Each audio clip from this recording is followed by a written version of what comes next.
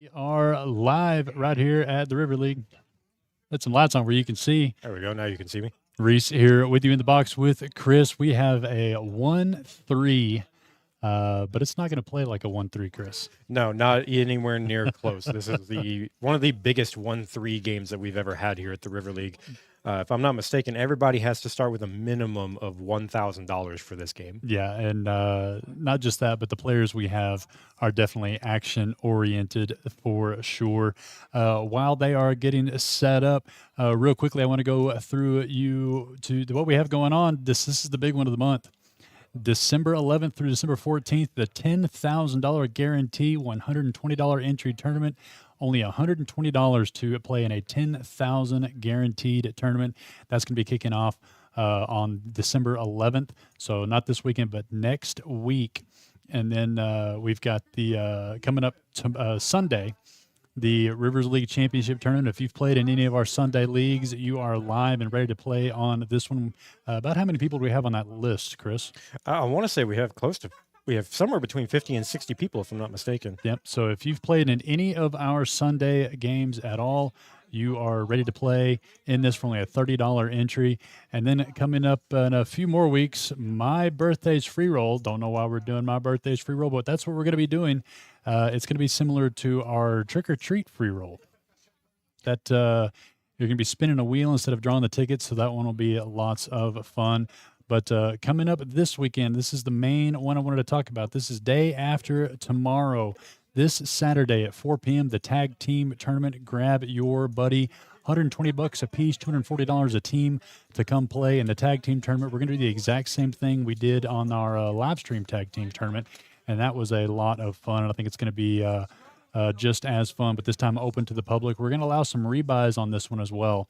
So $240 a team, and then if you bust out, you can continue to play with your teammate for a $120 rebuy. That's one of the only changes we made. But that one's going to be this Saturday at 4 o'clock, day after tomorrow. We've already got, I think, 9 teams signed up right now, so it's going to be a really good tournament. Let's have a look in who we have playing tonight on this 1-3. Like I said, most people bought in for about $1,000. Larry bought in $1,500. I think Ton bought in for $6. And he's putting that 6 to work immediately. Pocket 8s, Chris. Yeah, he initially bought in for $1,000, but they started this stream off by running a bomb pot, and it looks like Ton lost a bit in that bomb pot. Okay. So Mark here is going to make the call with the 5-3 suited. Ton raised it up with the pocket 8s. Bottom pair for Mark. Ton's going to check this one here, and we're going to go straight to a turn. Dealer Marco in the box. King brings the front door spades as well. And Tom might use that to his advantage with having the 8 of spades here is going to help him a lot. Well, they're going to go ahead and check this one down. Board pairing King. 8s don't feel great, but we see that they are good. Let's see if Mark makes a bluff at it. Does not. They're going to go to showdown. Mark's going to just see if his 3 might have been good there. That's a good check from Mark there. Ton's probably not the type of player you want to bluff at this table. He's got at least a pocket pair, raising it up pre-flop. Well, let's have a look at who we have. Let's take a look at the seating chart here. Glenn, seat 1. He's the one that put this game together. Bruce in seat 2. That's Dealer Bryce. Yep, wearing the Lions jersey. Bill in seat 3. Mitch in seat 4. Larry, seat 5. B-Rad, seat 6. Martine, seat 7.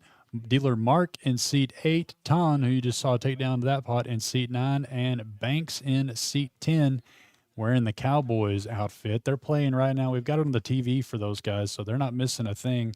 I hope you have the game on wherever you are, and maybe listen in a little bit on watching, paying attention to the action that we're guaranteed to have in this game tonight. See Glenn here raising it up to 20, ace 6 offsuit. I think you're going to see him raising it up quite a bit tonight. Yeah, he's probably going to follow a pretty similar strategy to the strategy he followed last time he was on stream. Last time he told Bryce before the stream started that he was going to not only play 100% of hands, but raise basically 100% of hands. Yeah, and he did, and came out a winner. So here he is here, turning the 6 highs straight. Unfortunately, not much going on for anybody else. The front door flopped hearts could keep the action kind of locked down here. But Glenn's going to put out a little bet here and take this one down. No one having hearts to continue. But yeah, that PLO stream last Thursday, quite a few people tuned in and watched that one. You and Bryce in the commentary booth, and it was a fantastic game. Talk about as much action as you can ask for. Mm-hmm. You said Glenn VPIP 100%, I believe, and Glenn VPIP to 100%. I think his pre-flop raise was above 90% to go with. Yeah, I think I watched the stream, and I saw him not raise maybe, like I said, 2 or 3 times, and that was still calling a raise pre-flop. He didn't limp into anything, so, and that's pretty hard numbers to keep with PLO, 100% VPIP and pre-flop raise aggression. Oh yeah, but if there was any player at the table that was going to do it, Glenn is the player to do it. Oh, absolutely, and if his win-loss was all over the place, he was down a ton, up a ton, back to even, up a ton, down a ton. It was what you'd expect for 100% VPIP in a PLO game. But he rode the waves, and I think he came out, like I said, positive, I believe. Ooh, Mark going to wake up with a premium here. Ace-king offsuit in the small blind. Yeah, Glenn, the one that raised it up to 20. Mark's going to 3-bet here. It looks like he 3-bet to 60. Oh, 90. That's a real 3-bet here. Ton counting out chips with the 4-3 offsuit. So he wanted to make an early. No, I thought it would have been amazing, though. Just an early blender with the 4-3 offsuit. Back over to Bruce, Jack 9 offsuit. Pretty, but not that pretty. Of course, Glenn made the call. I just skipped over him because I knew that was coming anyway. Does Martine want to defend his button with the Queen 6 suited? To a Mark 3-bet and a Glenn call. Yeah, you can make a speculative call here with Queen 6 suited. Proceeding after this flop's going to be tricky for all 3 of these players, given all 3 of the player types in the hand. But how about Queen 6 deuce? Top 2 pair for Martine, and Mark's pulling the trigger, a big one too. Immediate cooler here for Mark. Yeah, that's going to be a healthy bet there. 2/3 pot, $200 right into what is basically the nuts on this flop. They're clapping for the Cowboys game there. Let's see if Martine has anything to say about this. Get that player quarterback, man. We're gonna roll with the Cowboys.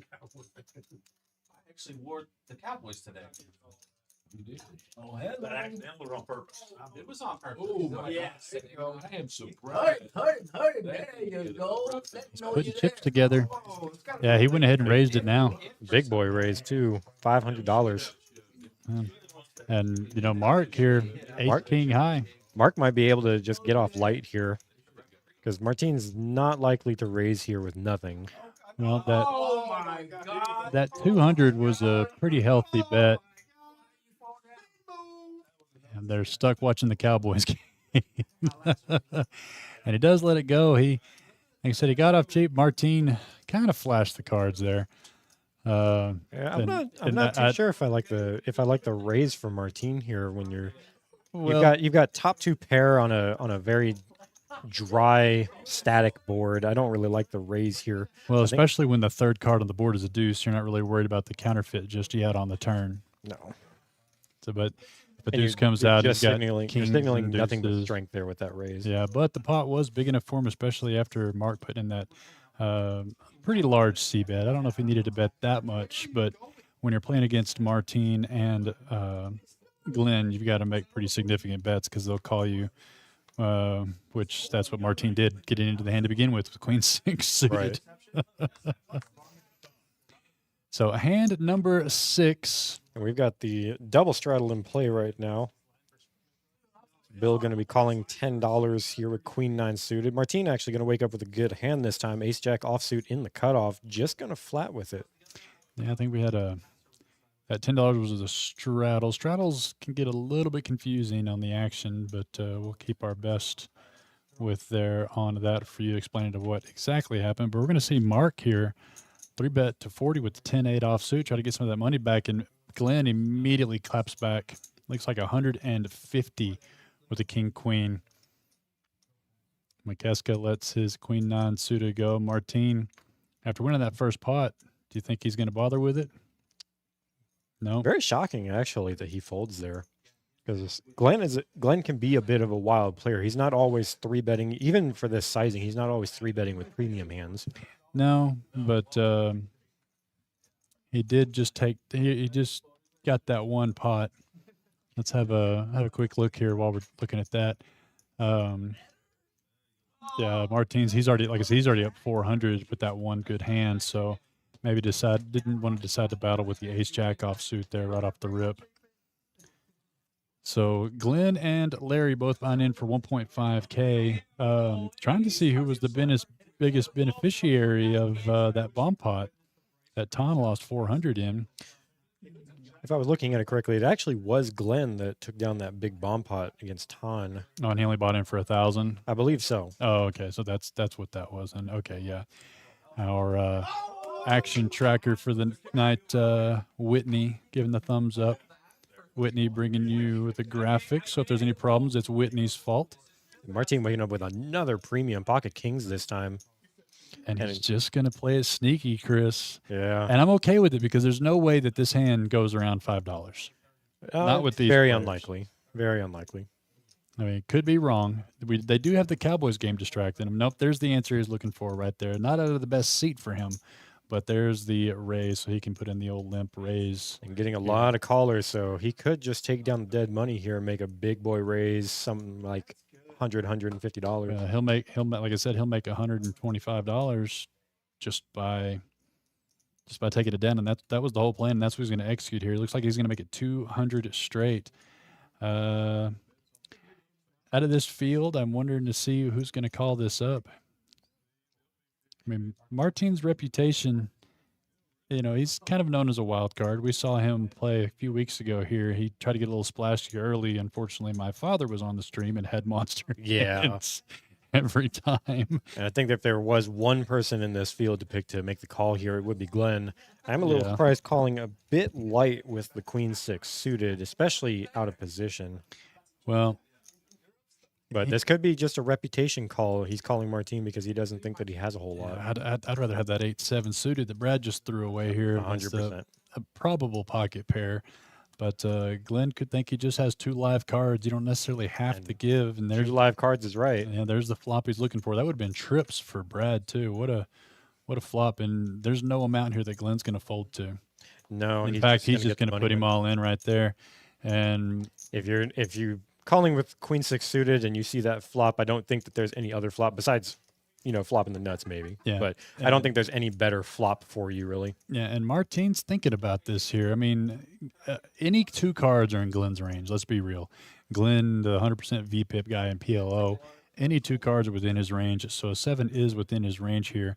The problem is he's already down about 500 in this pot as is. Does he want to risk the rest of the 9 for it? I mean, even if he's on a spade draw, he's going to hit it, 25% of the time. It's a lot to risk. Does he want to find a better spot? I don't know. I don't know if Martin might end up folding this, but I don't know if you should be folding this here. You don't have the king of spades in your hand. So Glenn could easily just have a king high flush draw here. He could have an ace high flush draw. Yeah, but he doesn't always have a 7. He does have a 7 some of the time, but he doesn't always have a 7.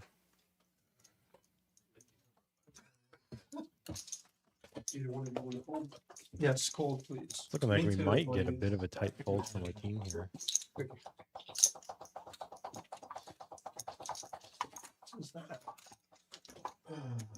Good to you. Same $20. You see Mark grabbing his chips and putting them in there for it. Put the cards in, or put the chips in the pot, my guy. Yeah. I don't know if you can make that fold there. Well, like I said, Glenn is capable of anything. It's going to be a long game. It's going to be a long night. Maybe just find a better spot, but you just can't ask for much more with pocket kings. He may look back at that one and wish, but, like I said, 25% of the time, he's still going to beat you with a spade. Yeah, but I feel like if you're in that spot with pocket kings, you just have to take the gamble. Yeah. Especially against Glenn. Yeah, that's the only caveat to that one for sure. Because if Glenn has anything on that flop and you're putting out a big boy bet like that, you've got to expect him to be raising you with not just a 7. He's going to be raising with his flush draws. He's going to be raising with other pocket pairs. Queen 10, King 10, also exactly. Top pair. I mean, He's just to check and see if you have just ace king, ace queen. That's just a dynamic there. It's the thing about the River League here. These players have played with each other a lot over the years, and if you know, you know, and if you know your opponent, you know your opponent. Glenn with the ace 10 here, going to raise this one up to 25. Mitch going to defend with the king 10 suited. Martin, who was in the big blind, kind of snake bit right now. I don't know. He limped in. I'm sorry, middle position with the king 9 offsuit. He can close the action, so yeah, he's going to make that call. In third place, unfortunately. Yeah. King would not be good for him. Unfortunately, that's what we see. King 5 deuce rainbow. Let's see if Glenn's not going to see bet this here. Mitch is going to announce this. That might save Martin some money, though, actually, seeing Mitch bet out that flop. You know he's going to have a king there 100% of the time, Chris. Yeah. Unfortunately, Mitch's reputation doesn't follow him like Glenn and Martin's do. He's not willing to put the money in without a good hand most of the time. Yeah, and he made the call. Maybe see if it slows Mitch down any. And it's not going to. Now's the time when you got to let this one go. Either that or that three is actually a really good card for Martin. It gives him a lot of opportunities to bluff here. Jack on the river. Mitch is going to check it, and Martin's going to try to bluff, and it's not going to work. 100% not going to work. Mitch is going to call especially it, when was not enough. Yeah, well, especially when he flashes Mitch the king there. Yep. Yeah. If he doesn't flash Mitch the king there is a shot. I don't know for that size, but there is a shot where he can get Mitch to fold. Yeah, trying to play games there in case Mitch has, queens or something. But then I guess why bet the river? Yeah. Well, and I don't know if I don't think that Mitch is going to be betting out on the flop with queens. No, that's what I said. And he's also probably not flatting and then calling again with queens pre-flop. Yeah. Well, Martin with a bit of a hole to dig himself out of. Like I said, into the game for 1K. Down to a little more than half of that, but that's still plenty enough to spin it back up. You see Glenn there, who's gotten the full double up to 2K. Of course, as we know, Glenn, that could go either direction really quickly, especially in a Hold'em game. Oh, 100%.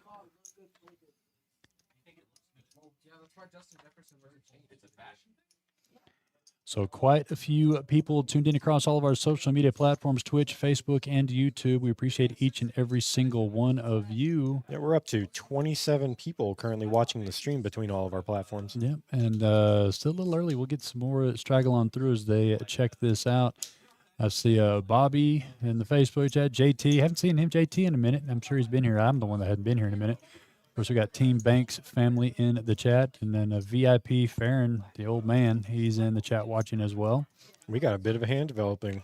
Yeah. Glenn raising with the Queen 5 suited, and Bryce waking up with a big hand, Ace King off suit. Yeah, I don't know if he's going to test Bruce like he would test Martin though, unless he just wants to put max pressure on him and just rip it right here.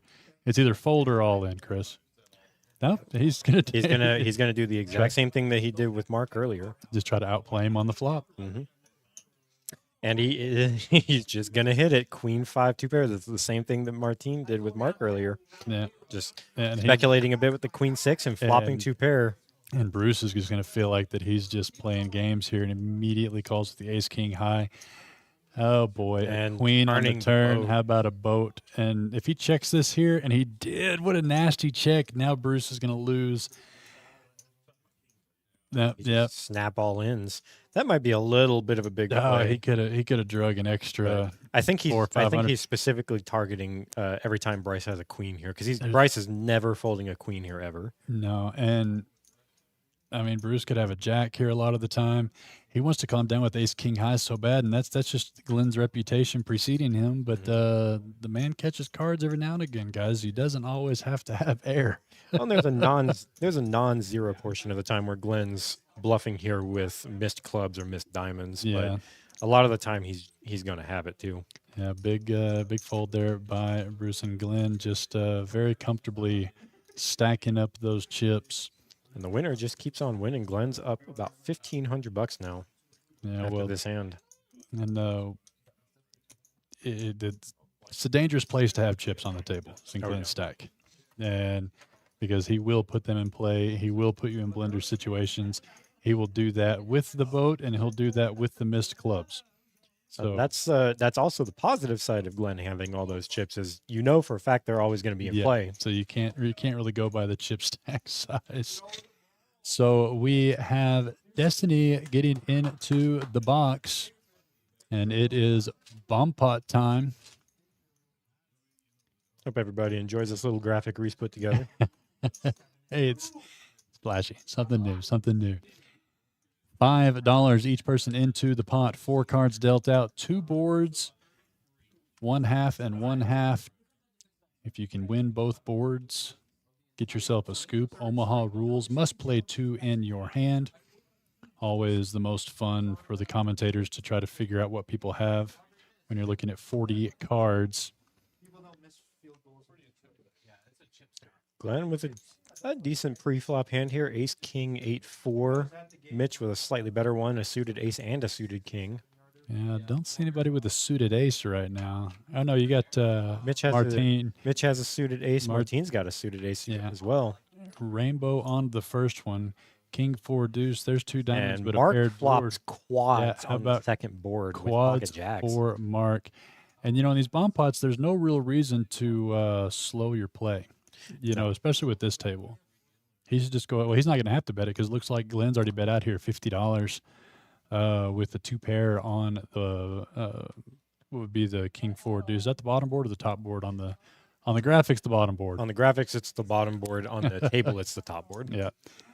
And yeah, Glenn does have 2 pair on one board here, and Mark making the smart move, just going to flat here with quads, guaranteed to get half the pot. I'm pretty sure that nobody's going to be beating him here. I guess Martine does have a royal draw on that board. Yeah.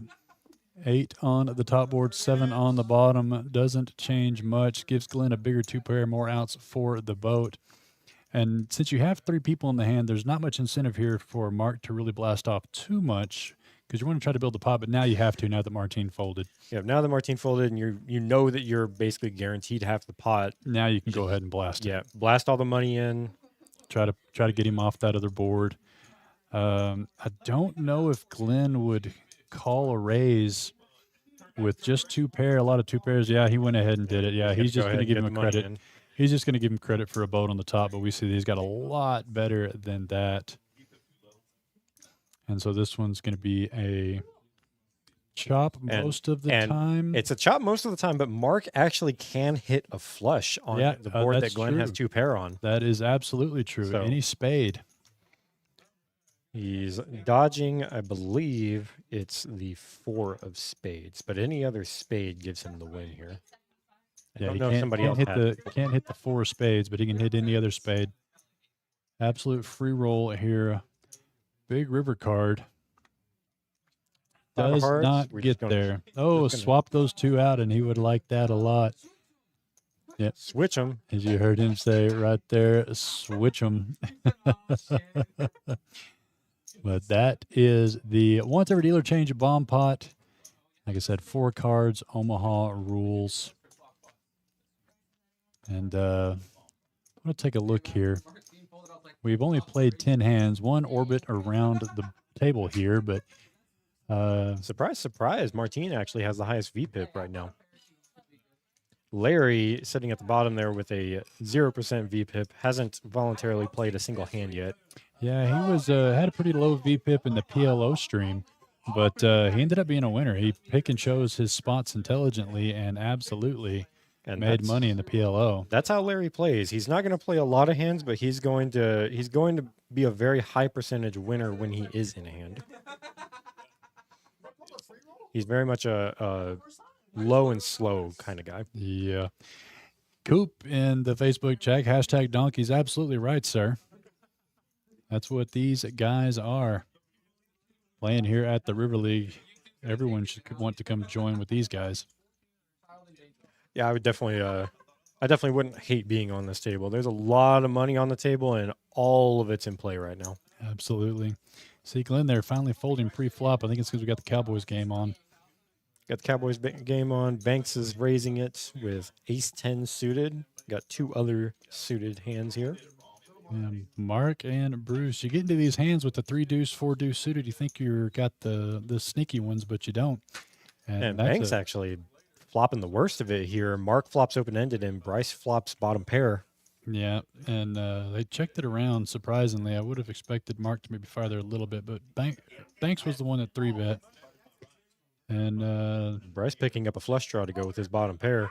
yeah, I like this bet here. He bets 100 into this $150 pot. Mark. Yep, there's the Cowboys game. We're on a 15-minute delay, so whatever happened in the Cowboys game, you're going to see these guys react to 15 minutes later. And Mark does come along, misses the river. And that actually would have given Banks the nuts. Yeah, absolutely. He's the one card he did not want to see with a queen on that river. No, I like this follow-up bet here by Bruce. You're going to get a lot of jacks, maybe to fold, slow-played kings. But Bruce here going to take down that pot to put him back up over the 4-figure amount. I think he added on a little bit there. He did add on right before that hand started. I believe Yeah. he added on an extra 500. We showed the VPIP earlier here. Let's see what's happened in the first orbit. See Glenn, the big benefactor, 1K. And it's got Tom there plus 10. I don't think it might. He might have just bought it for 600, Chris, or did he? No, he bought it for 1,000. We just didn't get it recorded on here because we started over just a little bit late on that bomb pod. So that number is going to be a little bit off for him and Glenn. But we're on to hand number 12 right now. Coop, Bruce is our dealer here, Bryce. A lot of people call him Bruce. I'm not really sure why. I think it's mostly a Marco thing. Is it? Marco calls him Bruce. Banks waking up with a pretty good hand here. Just going to flat Mark's raise with 15 bucks. Mitch waking up with a pocket pair, also just going to flat.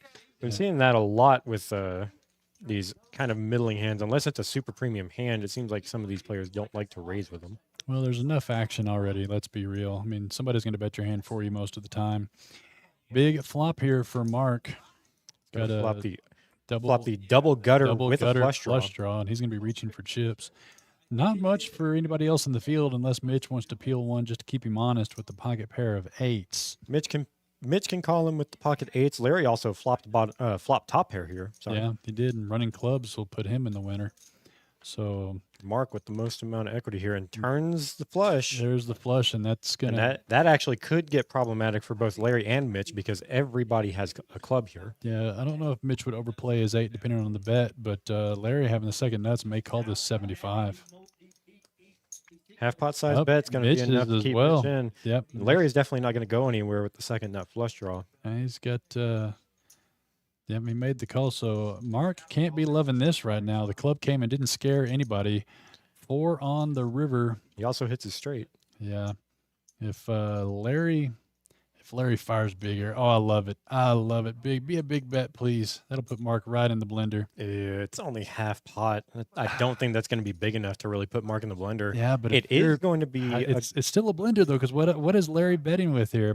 Mark's going to have to call it just because of the pot. It's a situation where you call and just aren't ever raising here. Yeah, it's a great bet by Larry, just not quite big enough of a caliber for me. Yeah. If he had a bet pot size bet, he needed to bet somewhere between pot size and maybe 150% pot to be able to get Mark to fold. Mark would have laid that down given the source for sure. If you are just tuning in a little bit late, our tag team tournament this Saturday, day after tomorrow. We've got 9 teams already signed up, plus a few of the people that said they're going to be here. Grab a buddy, and if you don't have one, you can come and register, and we're going to have some single players coming in. We'll team you up with someone here, and you're going to play $240 a team. You're going to be swapping stacks back and forth every level change at 20 minutes. It's going to be the same thing we did on stream a few weeks ago, and it was a lot of fun, but this time we're going to be opening it up to the public.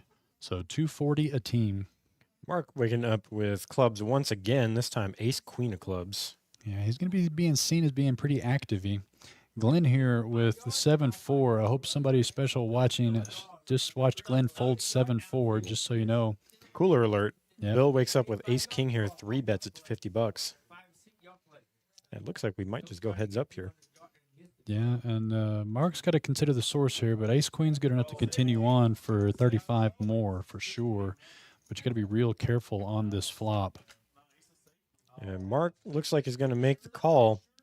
Go to a flop. Flop's king high. That's not going to be good for Bill. Actually, he's not going to get a whole lot of value out of this No. hand after the king drops. If it somehow happens to check through, now Bill's going to go ahead and lead out here for 50, and Mark's going to have to just Hollywood tank this one a little bit and let it go. Or is he going to? He's going to call him? He is Okay, gonna Mark. risk it.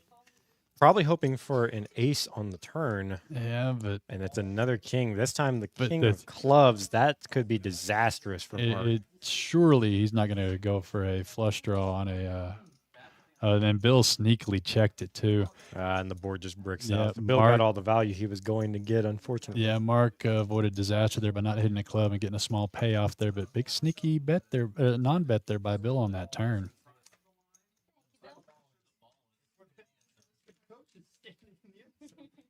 Baron in the Facebook chat says, I need a good partner for the team tournament.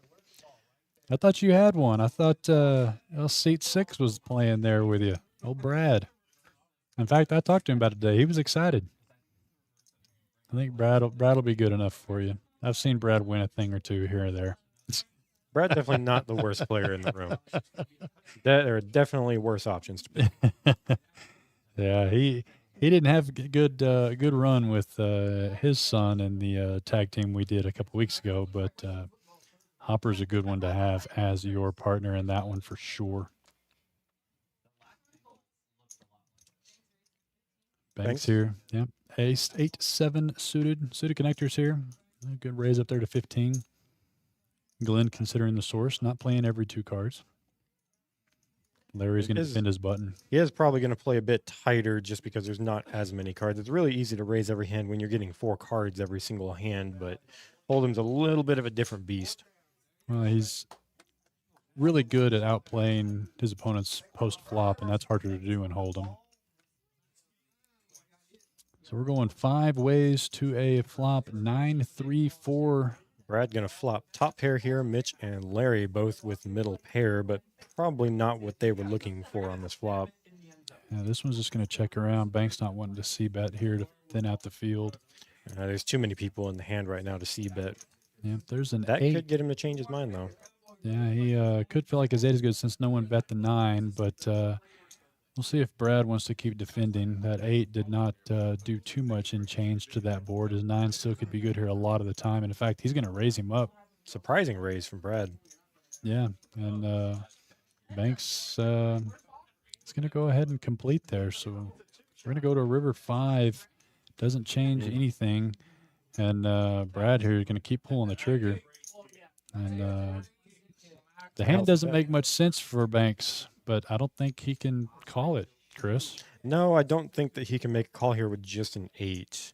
There are some times where Brad was slow playing hearts, possibly, but all of the hearts that he's going to have are usually going to have the 9 of hearts like he has, which is, it does beat. Yeah, he's like a 150, big call there. Just very big call. There are worlds where Hopper does that with the flush draw. And he could have had 7-10, Jack 10 of hearts.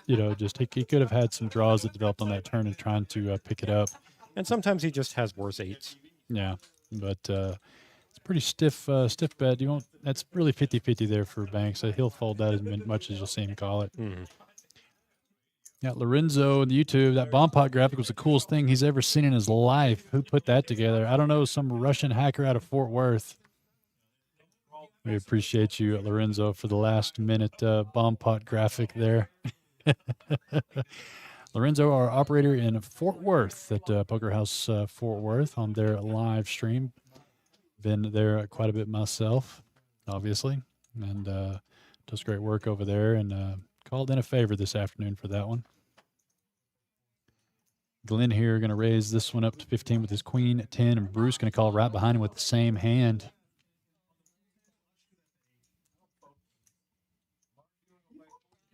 Martin going to wake up here with pocket 2s.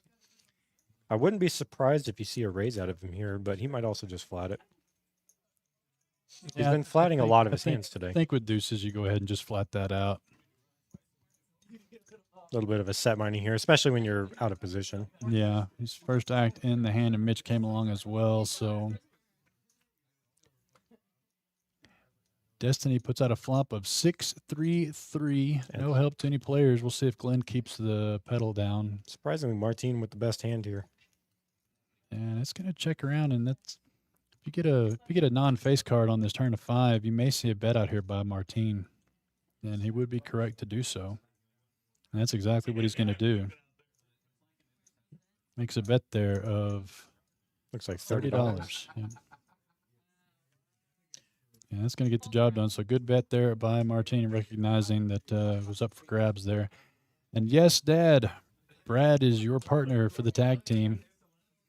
So you and him have a great shot at taking that down. But no, not everybody needs to be scared. You can still come play, even though you got Farron and Brad on the same team. I'm not playing this tag team, so you don't have to worry about me or Mark.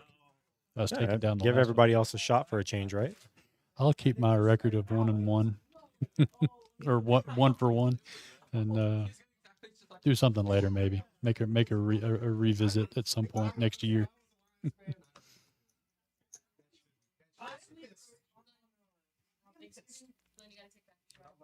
We've got a straddle here.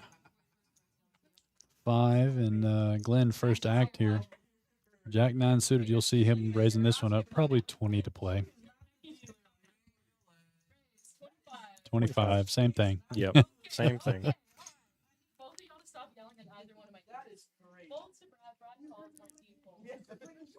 Brad here making the call with the ace-8 offsuit. Mark letting the 7-4 go. That's twice the 7-4 has been folded. These players are intelligent. Ton here can make the call with the 4-deuce suited. Sneaky, sneaky. Banks the 7-deuce hammer suited. Gonna defend his little blind. 3-3-4. Big flop here.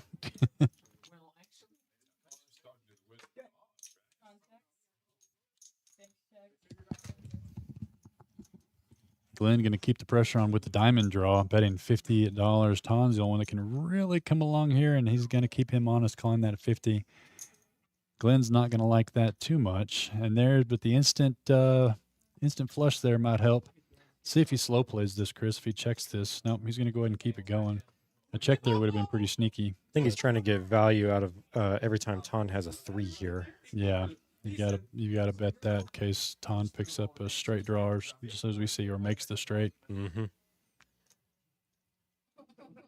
You may see Ton get away from this. That 5 makes everything. Yeah. There are plenty of times that Glenn doesn't have a flush here, though, so it might be a reputation call if Ton calls here. And that's why Glenn's stack is such a roller coaster. He gets a lot of those reputation calls. He is going to make the call.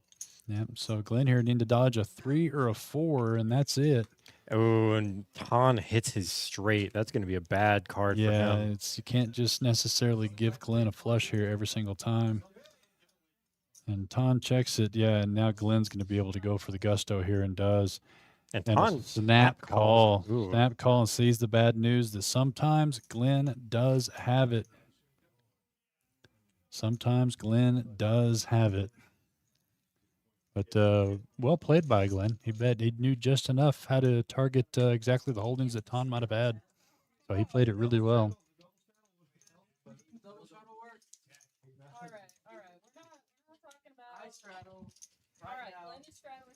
You see Ton reach for some chips there.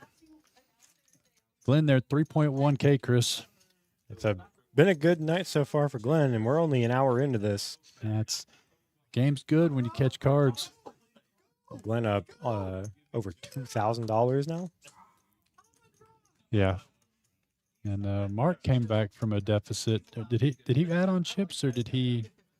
I don't know if he added on chips. Let's take a look at the win here. I know that I believe he did add on chips. I know that he got a couple of chips, a couple of black chips from me before the stream started to be able to add on. Yeah, as he so goes. he's down about 150.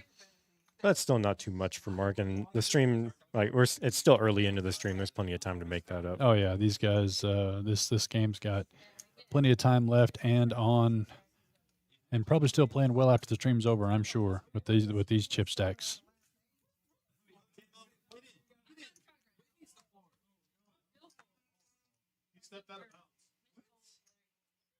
Bryce, hands in the air.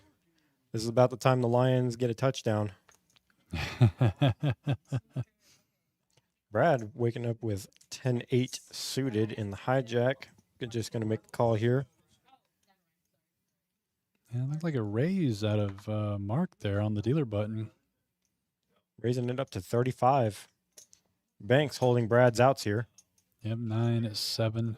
Good hand to see a flop with. Bruce here wanted to defend the queen deuce for a quarter more. And Brad here, no choice but to call with any napkin and shenanigans gift card. 5 ways to a flop, $25 a piece, 175 in the pot. King 8-7, 2 spades for Mark. Giving Mark exactly what he wanted out of this flop. Yeah, we got bottom pair for Banks, middle pair for Glenn and Brad. A lot of action here, and we're going to see who's going to progress on this one. Mark's going to be the one to bet out the flush draw, and I don't mind it. No, I don't hate it at all. And luckily for him, he's the only one that has any spades here. So all of his outs are live right now. Yeah, and And he's going to get this heads up with Glenn. yeah, Glenn's going to keep him honest on that call. Board pairing king can't feel too great for Mark, but we'll see if he keeps the pressure on here or tries to get a free river card. Yeah, he's going to choose to do the latter. Queen on the river, and Glenn's going to take this one down unless Mark can find a sizing that Glenn would actually fold, and he's not even going to try. He's just going to surrender the hand, and Glenn's going to show the middle pair there. Yeah, very, very unlikely that Mark would have been able to pick a sizing that Glenn folds to on that board, unfortunately. No, it would have looked too bluffy, too large, or too cheap not to call down just to see what he has. So chose the route of least pain and chose to check that one down there. And Glenn running out of room to stack his chips, Chris. Yeah, he might need to color some of those chips up at some point.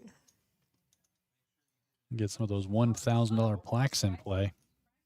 Those would be nice to see. We haven't busted those out in a good while now. And this would be the game to do it in. I have a feeling this game's going to get pretty deep pretty quick.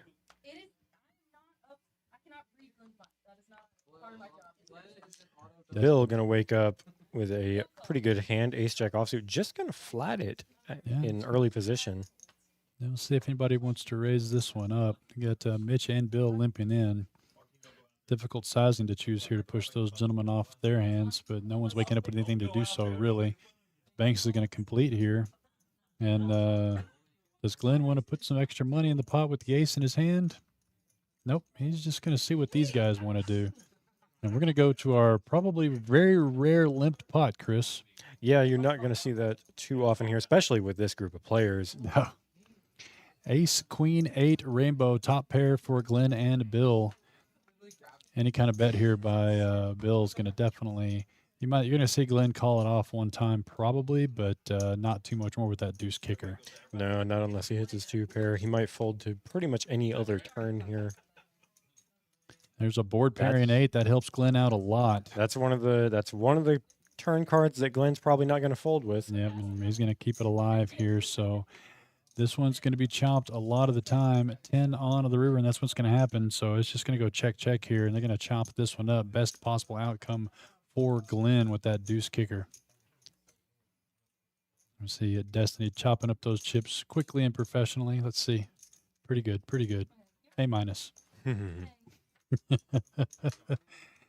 me see Banks there adding on into his stack. I'm not sure if this game was capped. I think it was. No, I believe this is a full match the stack game. Is it I'm match the actually a little surprised that Larry hasn't added on more chips. He usually tries to keep up with the biggest stack at the table, but might not be willing to put $3,000 on this table right now. No, he's got 1.2K in front of him right now, and the problem is there's a lot of stacks here that'll gamble a lot more than he wants to gamble half the time, I'm sure. Absolutely. So putting out that money with the stacks that have that can cover it could just cost you. So I don't blame you for not topping up just yet. We're up with a decent hand again. Bill under the gun with ace-10 offsuit, going to flat it again. And there we go, limping around again. They're going to make liars out of us yet on this action game. 2 hands in a row. There's the raise. Mark, queen, jack offsuit, going to make it 20 to play. Pocket queens for Banks, and he's going to 3-bet this one to 50. It's going to keep Bill in there. I don't think Larry's going to be able to come along, and Mark may call since it's a discounted rate for him. And we're going to go 3 ways into this one. Both players behind the pocket queens of Banks. Mark got a long way to catch up. 7-9 Jack Rainbow. That's going to be trouble for Mark. Yeah, a little bit of trouble for Mark, and could potentially be a little trouble for Bill. He does flop a gut shot here. And Banks didn't really see bet crazily, so that's going to keep all 3 players along. Actually, Mark's reaching deep. He's going to do the check raise here. Just a min click back. Raising to $125. Banks obviously never going to go anywhere here with the overpair. Could get Bill out of the hand, though. Nope. No, Insta Bill's call. actually going to surprisingly call here. And How about that? drills it. Drills the gut shot. Now Mark and Banks are the ones with the gut shot. And that's going to save Mark and Banks money as Bill has chosen to lead out here. A check there would have been just diabolical. Oh, but yes. now Mark here, I don't think there's a way you can continue this hand. And when you got someone like Bill betting into a 4 to a straight on the board. Yeah, especially now when he double calls on the flop. He just has 2 pair and a straight here so often. Yeah, and there's no card here other than a 10 to give him the one bigger straight, but he's just going to let that one go. So tough turn card there for Banks. Played it just fine. Even had Mark on the line with the top pair. Yeah, sometimes there's just nothing you can do. The cards are going to run out how they run out. Yeah, that was setting up to be a pretty good payday there for Banks. Couldn't quite get it through with that turn card. And Bill, proud of Bill for calling the gut shot, Chris. Yeah, it's actually a surprising call coming from Bill. Yeah, why not? He said, why not? It could happen to me. Sometimes it just pays off. How about the aggression frequency? We saw most of that coming from Glenn and Mark early in the game. 60% for Glenn, Mark as well. All the way down to Larry, who bet out a little bit early. Nothing picking up here on hand number 20. Brad with the queen jack suited of clubs, middle position. Martin not even going to let him Yeah, act first. Bet out of turn there. Penalty number 1 there, Martin. There goes another 7-4 into the bug. How about Banks? Going to get some of that money back. Puts a black chip on top of those 20s. The 9-10 suited. If it wasn't for Brad's holding, I would love this hand. And Bill here with the jack 5, reaching for chips. Nope. He's going to let it go. Let the graphics play catch up here. And let this one play catch up here. Martin getting out of the way. Wants the Bryce to see the cards. It was probably King 4, his favorite hand.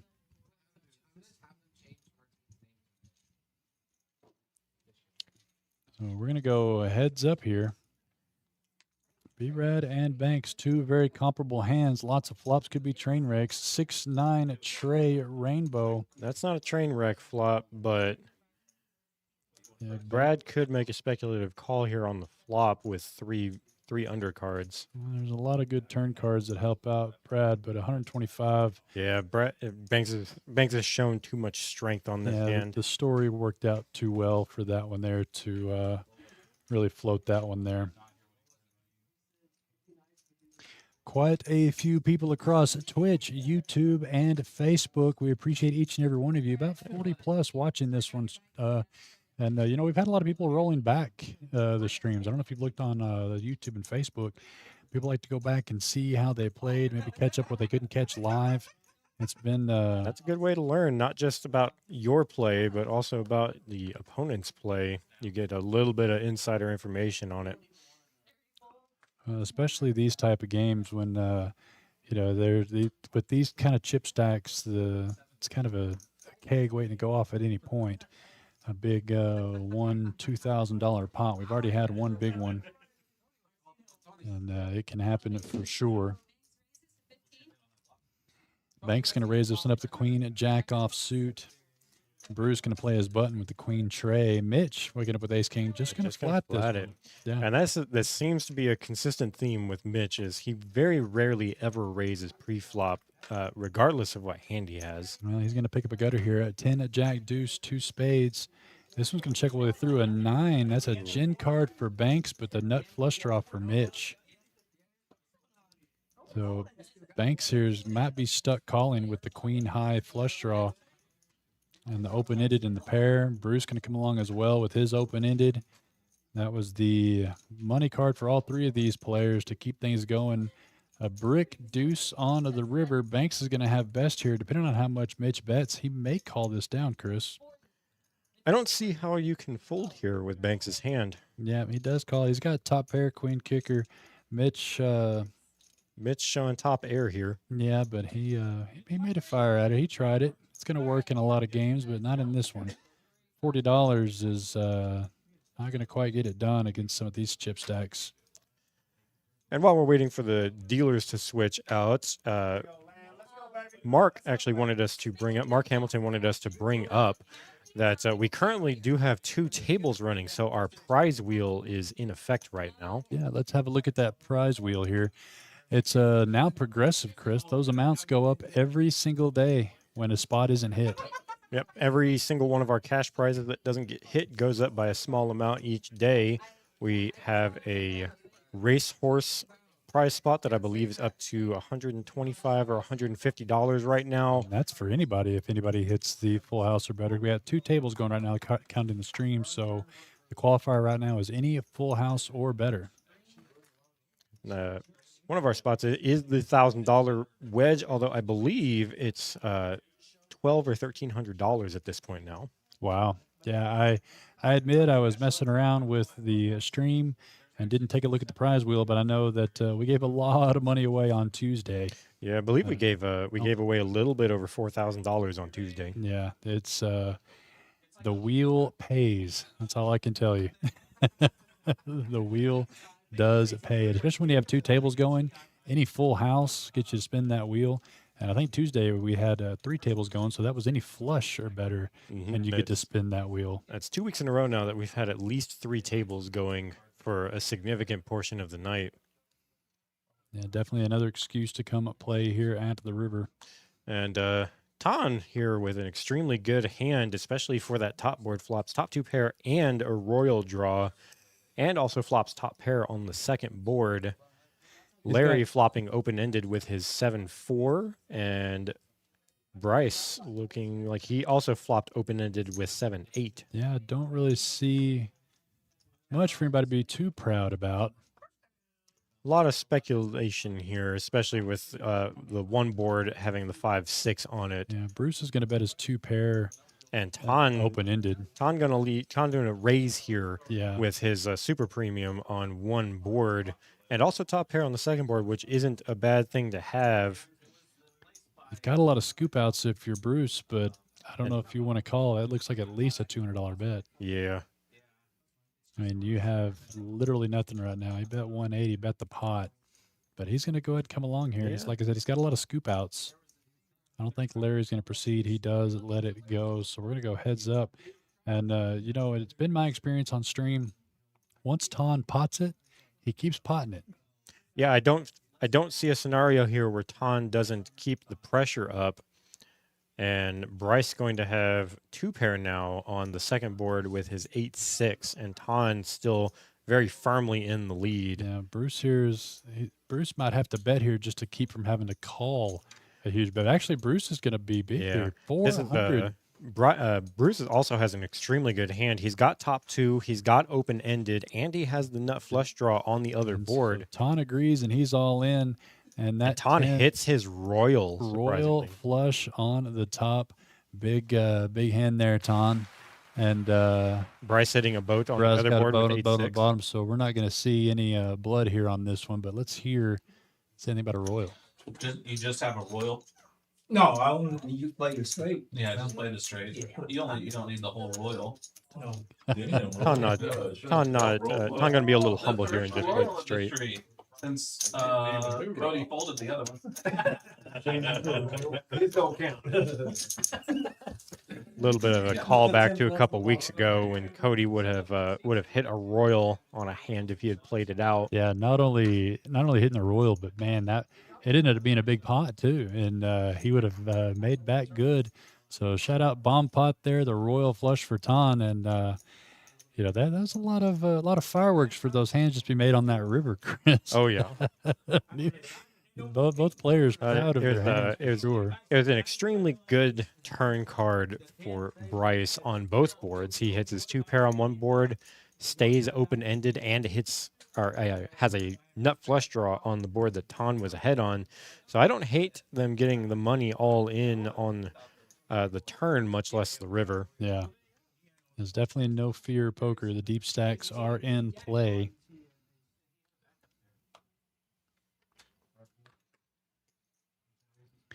Martine here going to raise this one up with the ace-10 suited. Got kind of quiet after he took a few licks early on. And now he's picking up a decent blackjack hand, going to make the raise of 25. Ton going to agree with the 10-8 suited. Banks coming along with king-9 of diamonds. Glenn, queen-9 offsuit. Bruce wanting to check the heater. And a little bit of a cooler scenario here. Bill wakes up with ace-jack, slightly better than Martine's ace-10. Mitch waking up with another pocket pair. Yes. I think that's his 4th pocket pair of the stream so far. Yeah, we've got all players just agreeing. Texas heads up here. 200 in the pot, $25 a pop. 8 players here. King deuce tray. That's going to hit Banks with the only king in the field. He's going to wait and see what everybody else does, and it's going to. Oh no, Bill here is reaching for chips, and I love it, Chris. Yes, I all the way do love through. this bet from Bill. Great bet for Bill. Just nobody else wants to play. I'll see if I can play, and it's going to get. It's going to clear out everybody. We'll see if Banks puts it together, but considering the source, he's going to let his 9 kicker go. It's a bit of a big call from Banks. So calls there. Love it there. Show it, Bill. Flashes it to the 1 and 2 seat. Yeah, I was waiting to see that. We got too much table talk going on, but great vet, Bill McKeska. Who knew? Had it in him. Of course, I did. I've seen it a lot, but yeah, most people don't know. He said 6 ways to a flop, and nobody wants to bet. I'll take this one down. We're going to get another double straddled hand here. It's like 10 to play.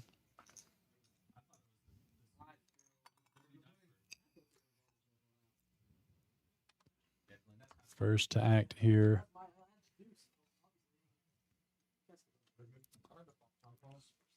On there makes the call.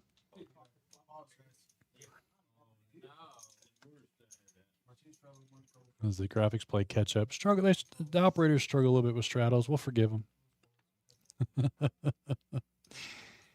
They got a lot to keep up with.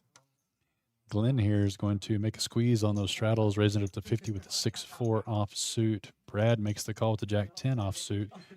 Mark with the discounted rate of 40, probably going to come in as well, and Ton the same with the King-5 suited. 2 discounted at calls. 4 ways, 200 in the pot. All holdings pretty light, but what a great flop for Ton. It's an extremely good flop for Ton. Actually flops a little bit too much of it. Yeah. Top pair with the what right now is the best flush draw. And he's going to bet it out here, and actually he's just going to go all in and in the hand right now. He might have made a little bit more money off Glenn. Glenn was the one to raise it pre-flop. Yeah, I'm not really sure. He might have sure. taken a stab with the gut shot. But I'm not really sure what Ton was doing there, jamming. Yeah. Don't really like that play, but he takes the pot down and makes $150, $200 there. So this weekend, not only do we have that tag team, but anybody who's been playing the Rivers League on Sundays, this is it. This is for all of the marbles. I believe the prize pool is around $8,600. Yep. Last I heard, it was just over $8,000, somewhere around $8,600. Yep. It's only $30 to play in that tournament if you have some points. If you participated in any of the Sunday League events, you have points. Points equals chips. That's whatever your points are. That's what you're going to start with. The structure is pretty low and slow, so if you have any at all, you've got a shot. And for only a $30 entry, you really can't beat it. And if I just heard correctly, one of our players at the second table just spun the prize wheel, and There was lots of Based- cheering going on. based on the That's reaction, it scary. was a pretty big prize.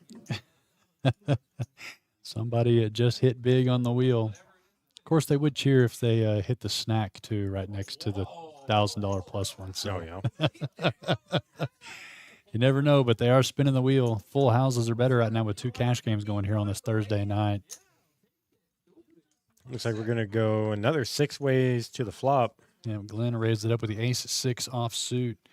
And 5 other players agreeing to see a flop of king, queen, 6, 2 clubs, Mitch with the jack-high flush draw.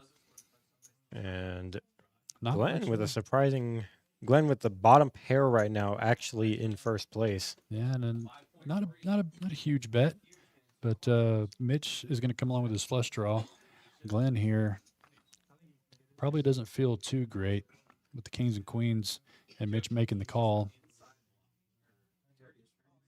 Let's let the graphics play catch up here. Mitch just drills the Yep, flush. immediately gets rewarded for the flush, and it's going to go check. Glenn not going to have any more part of it as Mitch bets out 75 on the river, and Glenn lets his bottom pair go. So good catch there by Mitch, and that's going to put him over the 1K mark. I haven't seen him reach for any chips, so he might be up on the night. Let's have a look at these chip stacks. Glenn's still over 3K, and all the way down between him and the second place, Bill, 1.6K after picking up those other ones. So he's got the next biggest stack doubled right now. Hasn't really been putting the chips to work, much to his credit. He's kind of chilling out, but he is the most up right now, 1.7K. Mitch, that put him in the black. Like I said, I think he was only in for 1,000. Now a little over 1,200 in the stack. B-Rad just kind of floating water right now, down a whole $4, just a couple blinds. Yeah. There's never like a thing. You got us.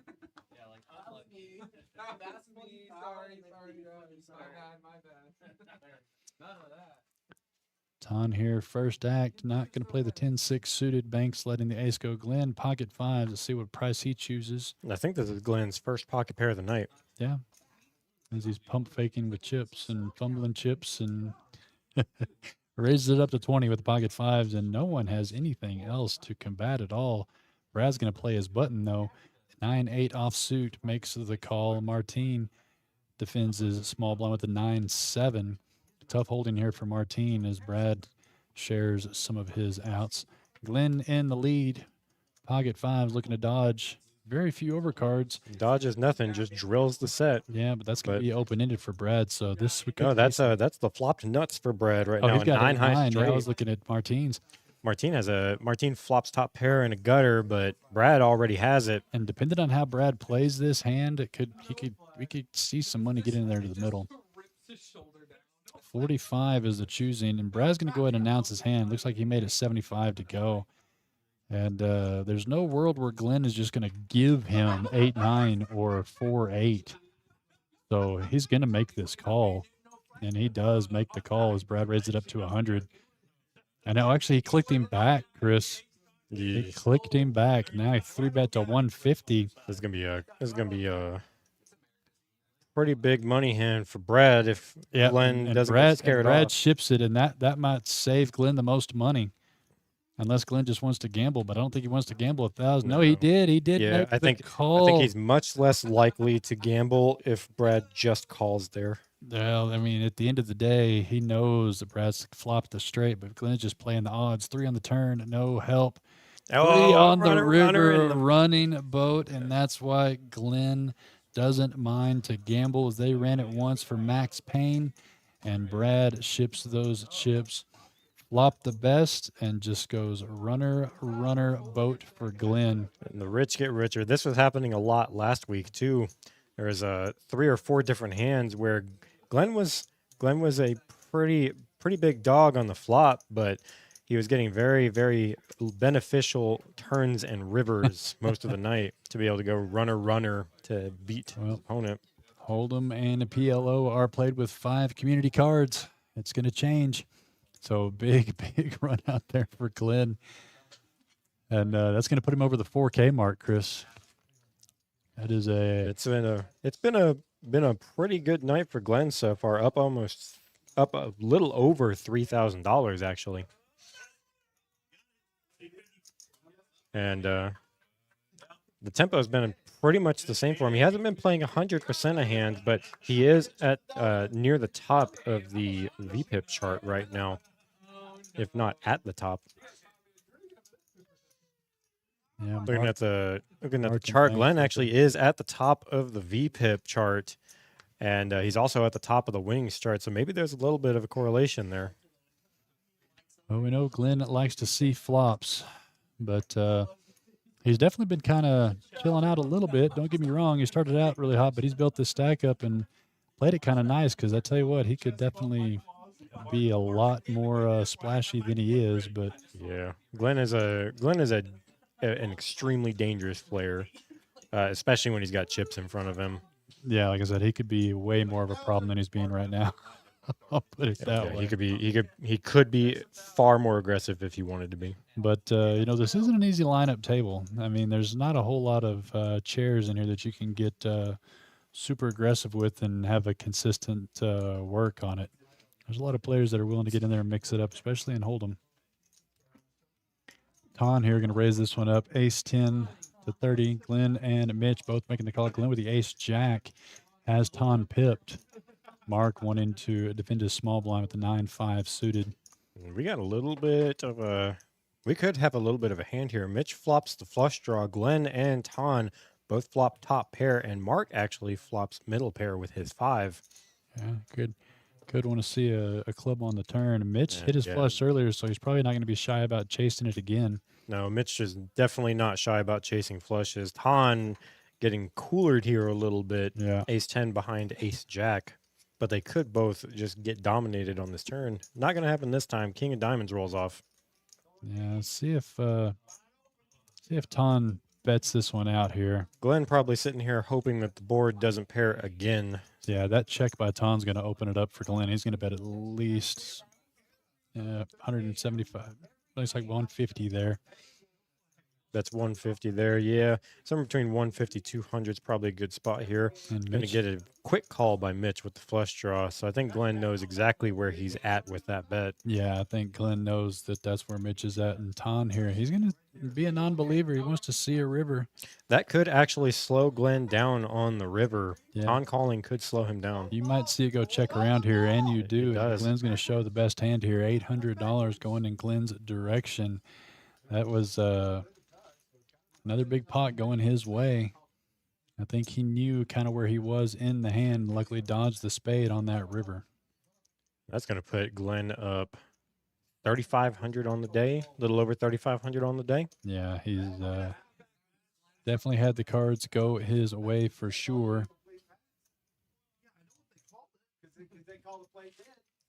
So I'm going to go ahead and play spoiler, but I got to see what the Cowboys score is. Yeah, it's a 6 little to bit of a 10. low scoring game, low-scoring game right now, but I kind of expected it to be. It was either going to be a really, really high-scoring game or kind of a low-scoring game. It really just depends on what version of the defenses you get. This is a win or go home game. This is a pretty much a win or go home game for both teams. We've got both teams represented here at the table. Of course, Bruce from Michigan. Wanted to see his Lions take out the Cowboys.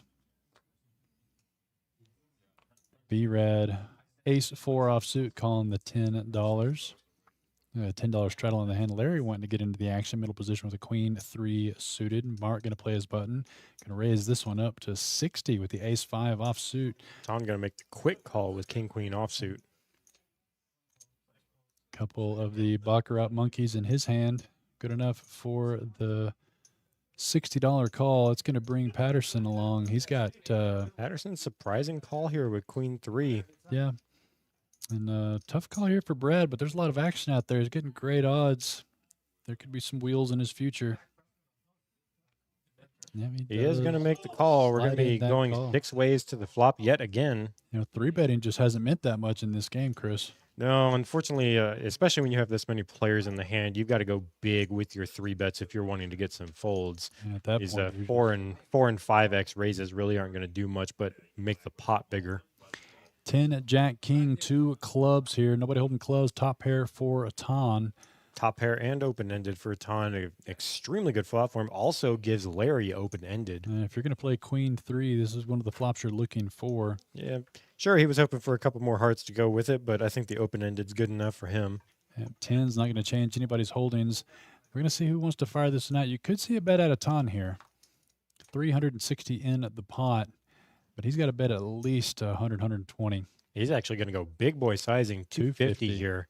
That might be a little bit of an over, but I like it. I mean, you don't have a made hand. There's a lot of scary things that can happen on that river. Even though you got top pair open-ended, flush draws could get there. Like I said, you don't necessarily need to bet that much for the information that you're going to get, but I'd rather him overbet it than underbet it against this table for sure. oh yeah. Well, especially with this much money on the table. $250, especially with the way this game's been playing so far, $250 isn't a whole lot. No. Let's have a look at some of these stacks. We know that Glenn is your chip leader. And 4.7 in that stack. And like I said, Larry, second best with only 2. So he's got the top three places next to him covered pretty much. That's this is just normal. That's kind of just normal poker for Glenn. He's not afraid of getting a bunch of money on the table. If he ever gets behind, he's more than willing to put more money on the table. But sometimes you just have nights like tonight where you don't have to. You just win every single hand. Yeah, the guards have definitely gone his way. We'll definitely be clipping that runner boat, that's for sure. Hopper can do no different than just put all the money in with the flop nut straight. And speaking of Hopper, he's actually going to wake up here with ace queen in middle late position. Gonna raise it up to 60. Yep, going to raise it up to 60. Gets a call out of Bryce with king queen suited. And Bill not wanting to play the ace-10. I like it. Bryce in a little bit of a cooler spot here. Dominated with king queen versus ace queen. Yeah, he's looking for some kings or some clubs here to proceed in this one. And Brad's a pretty good c-better too, so it's going to be hard for Bruce to take this one down. 6 tray 4. That's not the flop either player's looking for. Let's see if Brad does exactly what I said. He is in tune listening. There it is, and that one's going to probably get it done. Nope. Bruce is going to be a little bit sticky. Yeah, he's going to be a little bit sticky here with the 2 overcards. Wow. I don't hate it. I don't hate it, but that's a yeah. And and I like this too. Brad's keeping the pressure on, but not quite that much, but enough to get Bruce not to float anymore. Yeah, it's a one-time float by Bryce just to see if a king or a queen happens to hit. Well, obviously the queen wouldn't be any good for him, but and a lot of your players in Brad's position are going to check that back on that turn, just trying to get to a free river without having to flate the pot too much. And but good on Brad for keeping on the pressure. It wasn't too much, just enough. And Bryce there had to let that one go. So well played there by Brad. B-Rad. Hands going by quick tonight. We're already getting into hand number 30. Well, these guys, they don't take long to tank.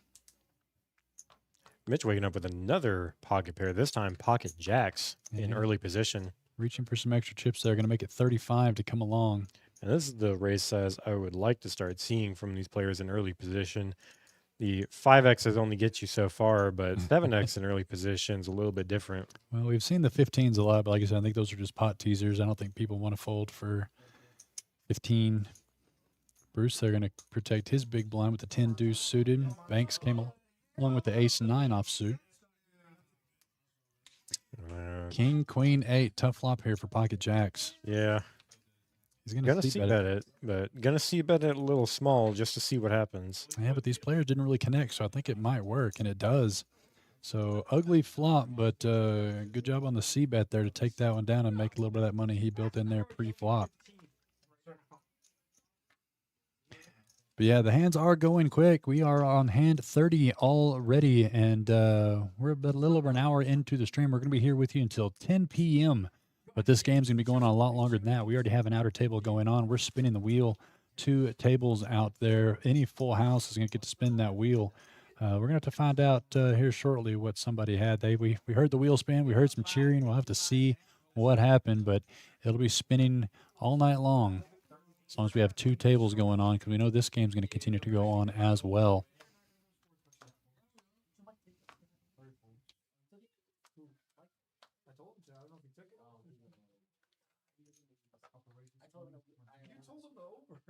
I know, but I told him that me and you hooked it up. And we got there. B-Rad here with the King 9 of spades, going to raise it up to 20. Mark and a 3-bet. Been seeing a lot of 3-betting now. You don't see that too often in the cash games anymore.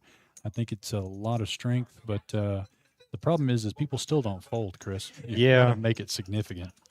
Well, and with hands like what Mark has, you don't necessarily want them to fold because just like the situation he's in right now, you're dominating a lot of the hands that these other players have. Well, shout out to the 7-4 offsuit in Glenn's hand as he flops bottom pair, and it is best. Let's see how he chooses to play it here. If he's not going to get a chance to. Mark's going to lead up for 100, and Glenn's going to snap call 100%. I don't see him folding a pair on the flop. He, A lot of good turn cards. well, one of his favorite targets also, and Mark, unfortunately for him. Yeah. Brad here has to let that one go as he does not connect at all. So Mark here needing to catch a diamond or one of those possible straight cards right there to see if he continues at all. Turns But- a big low to nothing for Mark, unfortunately. He's Gonna gotta keep bet, he's got to bet huge to get Glenn to fold anything. Yeah. Mark is just one of those guys that Glenn will call with the bottom pair every time against. They just have a history here at the river. And there's the 2 pair. So Mark here is going to just lose everything in his stack as he goes all in with the snap Just call. gets snap called because Mark just never has shows a 6 here. The 7-4. And the winner just keeps on winning. Glenn is now up $4,500 after that hand. He's been on a bit of a sun run. Marco, I'm adding on. And a very quiet stack there as the 7-4 gets home for Glenn. We saw the slight grin there from Glenn. That's going to put him up over the 5K mark as he's up over 4K with a current stack of almost 5.5. Mark having to add on another 1,000 here. Biggest loser so far, down almost $1,500 right now. Yeah, I don't hate the effort. I just don't know what the River Jam was really going to do. Glenn's never going to fold anything ever. If he's got it, he's got it. And Yeah, that was definitely not one of the turn cards that Glenn was ever going to fold on. no, and the River, I mean, there's just not enough in Mark's stack to let it go. No, not even But- close. Like I said, it's going to work on a lot of people a lot of the time, just not against the guy that's got 5,000 in front of him and the guy that wants to beat you every time. Yeah. Tom's going to wake up with his favorite hand, Ace Jack. That is favorite hand. That is his favorite hand. Glenn going to follow up pretty quickly with the King 9 offsuit. Bill, we got another cooler situation here. Bill wakes up with Ace Queen in the small blind, just going to flat it. We're going 6 ways to another flop. B-Rad's got the 6-3 suited, the sneaky hand. 7-8-3, 2 spades. Larry wakes Bill up here holding with the top pair. Yeah, Larry, he's going to check all the way around. Everybody's going to check this one through. 7 on the turn, doesn't change anything. That could keep things as a check around here. Larry actually going to bet out here with top pair for $50. I actually like this bet. Just a third pot.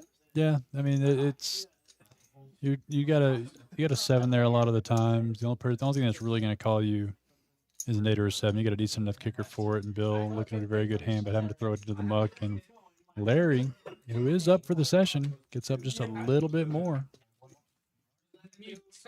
unless he added on here. He might have added on.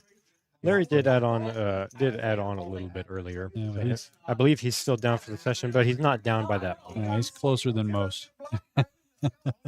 Closer to even than most. We're going to get a dealer change here, so that means another bomb pot is about to begin. Yep. And if you're late joining us here, we want to make sure everybody knows the tag team tournament that we had here live on stream just a couple weeks ago that yours truly took down with my partner, Mark. We're going to be having it again, but this time we're opening it up to everybody. We've already got almost 10 teams signed up, 240 per team. That's $120 a piece plus the $10 instant bonus chips.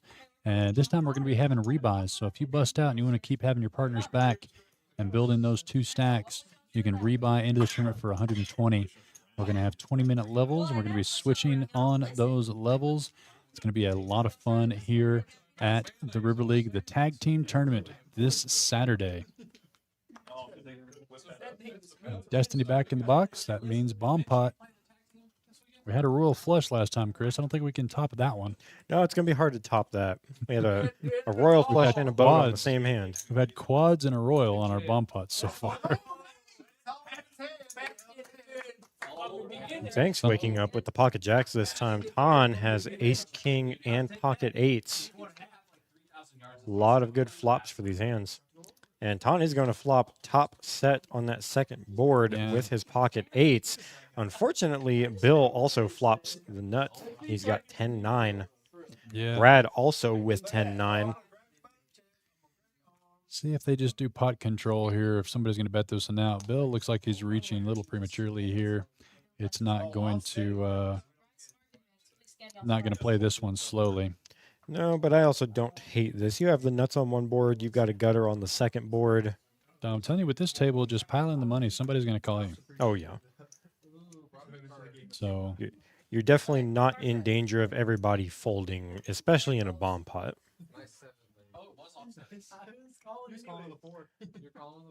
Brad's got the 9. He's got the 9-10. Brad's got got 9-10. I'm looking Brad at and Bill. Bill both have the one of 10-9. Ton with a set of eights on that same board. Mark with 6-5 open-ended on the other board, looking for an 8, but it wouldn't do him any good because Bill has Jack 10. Yeah, that's Bill's got a strong one here. Mark got some spades to back him up on both of these boards as a redraw. And that's what he's going to be looking for. Nobody else has spades right now, so Mark's 6-5 of spades would be good if the spades come on either board. Brad is not going to slow down here, and I don't blame him. Mark's going to let it go. I mean, you can't think your 6-5 is good anyway. No, not when there is that kind of aggression. No. I mean, Brad here betting 2 of 50. And Ton here with a set trying to squeeze out a boat on that top board. He's going to make the call and going to inflate this pot here for Bill and Brad. And we've got scoop outs. Brad has open-ended on the second board along with the nuts on the first board. Spade could kill a lot of the action on both boards, though. 3 and a blank, 4, nothing changes. That's an unfortunate 3 for Mark to see. His 6-5 would have been the nuts. So we've got chop quarter. Yeah. Brad and Bill both with 10-9, the nuts on the top board, and Ton looks like a pair of aces is good for the. But he may have to lay this one down though. It's going to be a chop between Bill and Brad. Yeah, it's going to be hard for him to call with just an ace. Bet. Just an ace and just a set's kind of a hard ask there. 5 anything beats your set of 8s. That's a $500 bet out of Brad. And I really love this bet because it even puts a lot of pressure on Bill. Bill doesn't have anything on the other board. He's got a whole pair of 9s. So if Brad has... Oh, and Brad has an makes ace. the call. He's going to get this bet back. Wow, what a call there by Ton. He's going to get extremely good call out of Ton. Yeah, he's going to And that call by Ton actually makes it a really weird spot for Bill. It looks like he's going to end up making the call here, but it actually makes it a really weird spot for Bill to be in. Yeah. Bill's going to get a quarter of this pot. And Ton going to be the winner in this hand. That's taking half of the entire pot. Wild call there by Ton. I love it. So Brad and Destiny says it best. A pair of aces is just good. Just good enough for Ton to take down half of this pot. That is wild. He's going for the top board and went with just a pair of aces. Absolutely wild. But that's definitely bomb pots for you. Definitely bomb pots for you. Anything can happen in the bomb pots. New Rivers. They didn't call that pass interference? Thank you, son. Throw the ball. Quickly, please. We've got the Cowboys game on for these guys, so they're playing some poker, watching some what I'm calling playoff football, considering it's pretty much win or go home for the Lions or the Cowboys tonight. They both need the win terribly to have any sort of playoff chances. And you can do the same. We've got an outer table going on, another 1-3 game. We've got the wheel spin going on. When we have two tables going, it's any full house or better earns yourself a spin on that wheel.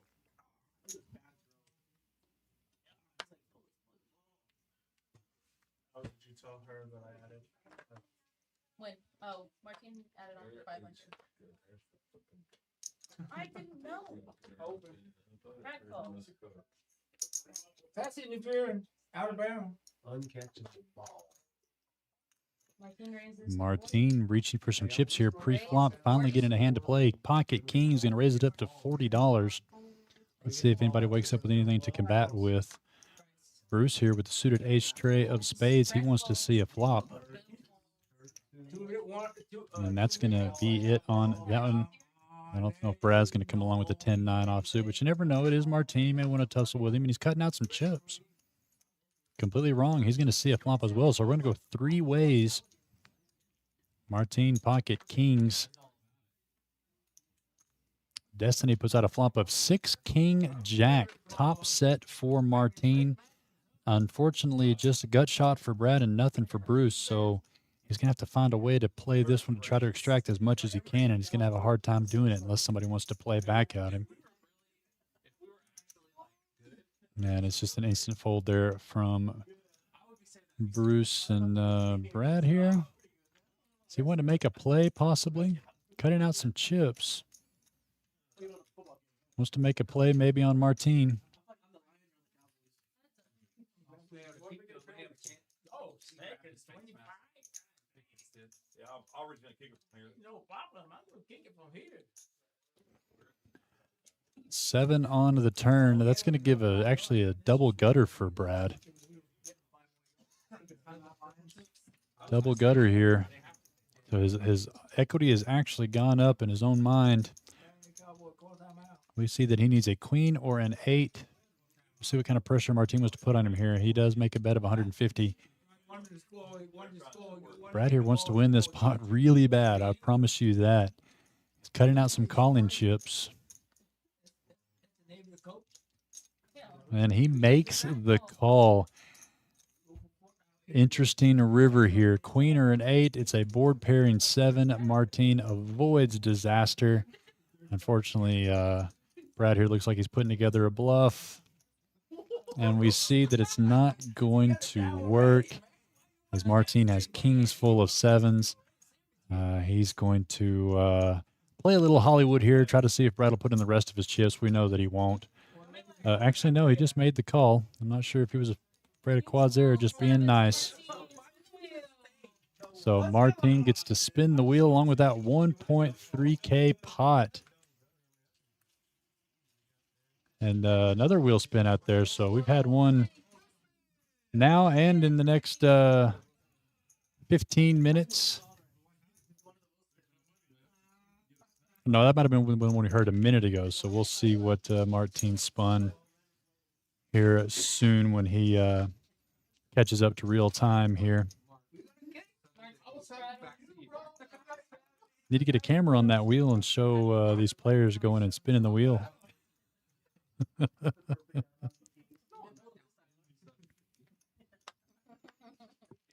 Got Mike in the chat saying a way to rep those Lions, Bruce. Absolutely. 2 of our dealers from up in Michigan, Lions fans. I don't know how they ended up all the way down here in Texas, but we're proud to have them down here, even if they are Lions fans. I'm not a Lions hater. I grew up watching Barry Sanders, so I like the Lions. Banks here, 8-7 suited. Going to raise this one up to 35. Calls going around the table. Mitch, Queen Jack offsuit. Bruce, 3 deuce suited. Glenn, pocket 4s, wanting to see if he can set mine. Martin, pocket 6s, right on the heels of those pocket kings, and Larry with the king jack offsuit. We're going to go lots of ways for 35 apiece into a king 6-9, 2 clubs for Banks, and a gut shot. Huge flop here for Banks. Let's see if he keeps the pressure on Larry flopping top pair. Martine middle set or bottom set. I just now noticed that he had the pocket sixes. It was Glenn that had the pocket fours. He's gonna bet it out too. 65. Banks makes the call. Larry could call here one time with the top pair. He does make the call, so we're still gonna have 3 players. A lot of bad turn cards for Martine, but that's not gonna be one of them. That's gonna be his sealer as he makes the boat. Larry going to be catching a king and only a king to take this one away. So 2 back-to-back good hands here for Martine. I bet 100 into it. And Banks makes a gentle call there at the 125, still thinking that his flush draw may be good. King is the only thing that saves Larry. Ace of clubs gets Banks there, and it's not going to be any good. So let's see what sizing Martine chooses here. Banks is going to check it back every single time, but we'll see what kind of sizing Martine chooses, because Banks is going to pay off a lot of it. Yeah, he checked it. Nope, Banks is going to lead this one out. 300. Good read there by Martine. I really thought Banks was just going to check it back every time with Larry behind him like that. And Martine playing it safe and just makes the call in case nines full is within Banks's range, which it was. There's a lot of king nines, ace nines that would have sunk that would have sunk that sixes full.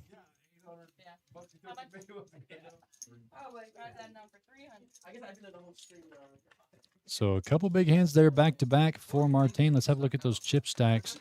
Let's take a look at the win-loss ratio real quickly. We see Glenn still 4K up, and Martine puts him 1K up for the night as he's had started out a little slim and then came back, especially with those last 2 hands. With these kind of chip stacks and the betting that's going on with these guys, it doesn't take long. Let's take a look at those chip stacks. You've got Glenn, like I said, up top at 5.4K. Martine and Bruce right around 2.5 each. Ton and Larry creeping up on 2,000. Bill 1.5. And then Mitch, Mark, Banks, and B-Rad all below 1K. But one good double up to get these guys right back into the black.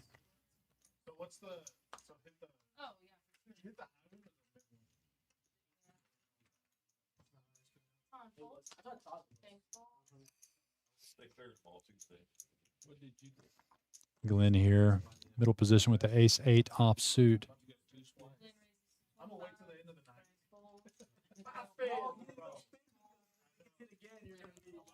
Yeah, Robbie in the Facebook chat saying what a comeback from Martine these last couple of hands. Absolutely, that's what it takes in these big games.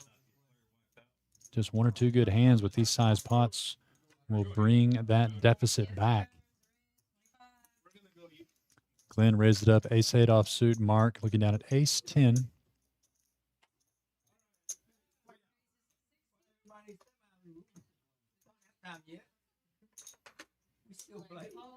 We see Martine there leaving the frame to go spin those wheels that we heard a while ago.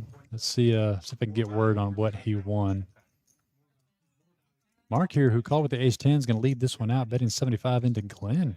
These guys just can't help but duke it out. But Mark, the one shooting first, board pairing 5. Doesn't help for either player. Mark going to slow down and check it, and that's just going to open the door for Glenn. Glenn just never not going to bet a lot here. And Mark just going to let this one go, and I don't blame him. He gave it a shot on the flop, but then not going to push it any further. Glenn just has too many chips and too much of a vendetta. Those guys like to play against each other.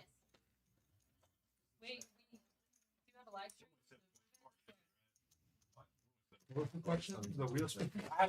I have 2. Would you win, Reece? We're 15-11. Bro, I was on the snack for 500. I'm pretty sure we're both 15-11. Oh. Can we get a flag? Mark's adding on for Yeah, we can. 500. That freaking jerk. That was 2 points. That's cheating on the defense. Yeah, it is cheating on the defense. 500. You're talking about football, but you heard Martine say it. He hit the snack right on the edge of the $500 cash winner. That would have been a lot of fun. $500. Don't act like you didn't want that. $500 snack. Like you heard us talk about earlier, over $4,000 given away on Tuesday. We had 3 cash games going, which knocks that qualifier down all the way to a flush. Any flush or better when we have 3 cash games going. Right now we have 2, so it's any full house or better spinning that wheel. And there's lots of money to be won on that wheel. Bruce going to raise this one up. Middle position with the 9-8 offsuit. Mitch and B-Rad coming along. Mitch with 3 deuce of spades. B-Rad ace-8 offsuit. Thank goodness. As we're watching the Cowboys game, we have the Cowboys game on all the TVs. Poker and football, can't beat that this time of the year. 3-5 jack, 2 hearts. Nobody having any hearts here. Mitch best with the bottom pair. As this one gets checked around to a deuce on the turn. 2 pair now for Mitch. It is a 3rd heart, but he's going to test out a feeler anyway as he bets 30 into this pot. B-Rad and Bruce not really able to come along, but, you know, B-Rad's... Okay, B-Rad calls just to try to keep him honest here. See if he can catch a 4 for a straight.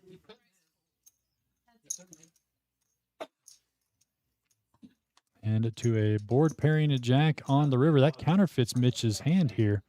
So if B-Rad had some malicious intent, that would have been the time to do it right there for sure. That would have 100% worked, but Mitch being who he is in his table image, it's hard to make a play at him. I wouldn't bet that. He's not making it I think my anyway. wheel's spin. Wide right. You want to bet it, Brad? Wide right. Wide right. Thank you, Mitch. This would fake. 25, wide right. Or he doesn't make it. Doesn't make it. There you see that monster chip stack. And seat number 1, Glenn, who has had all things go his way tonight. 5.6K. You see Bruce there putting the $10 out for Glenn as he said that I want to straddle. Yep. Close enough for a stream. Gets the straddle off. $10 to play this hand against the big stack. B-Rad waking up with pocket 7s. He added on a little bit of cash there. Raising this one up to 50 with his pocket 7s. Folds on around Banks with King Jack offsuit. Looks like he's going to defend. Put it in 50 as well. And Glenn with already 10 out there is never going to fold any 2 cards here. 3 ways to a $50 a piece flop. Deuce 7-5. Top set for B-Rad. About time something goes his way. Unfortunately, there's just not much else in the field to get a call out of unless Glenn or Banks try to make a play, and they do not. So B-Rad flops the monster, but unfortunately just no overpairs in any of the hole cards for the other 2 players to give him some action.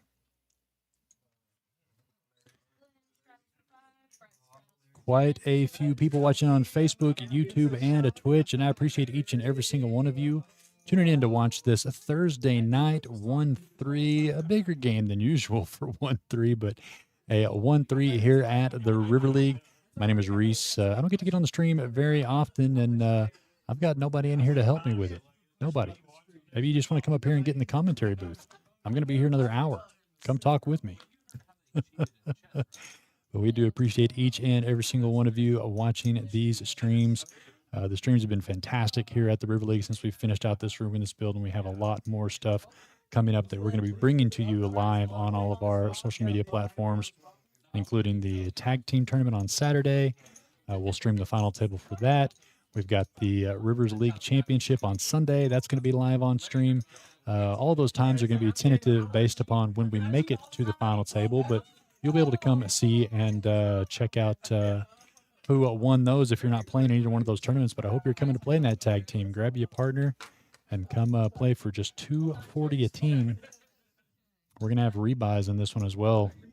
It's going to be a really fun tournament on Saturday. 5 ways to a queen 8-6 flop here. Banks with the pocket a pair of queens on the top. Bill's going to bleed this one out with the king 10 offsuit. Oh, no, he just made the call. It looks like, let the graphics check up here, but it looks like Glenn might have led this one out with his bottom pair. But the Dream Team combo, Destiny and Whitney here play catch up on the graphics. What we can see, Banks in the lead, Ton open-ended. Bill's the one that bet this out, yeah. And Glenn called, and Bruce is the one that folded with the Mr. hand. King on the turn, going to downgrade Banks' hand just a little bit as Bill has now taken the lead with the pair of kings. Let's see if he bets this one out like he did on that flop. He's reaching for chips, and Ton may be the only one here to be able to call him.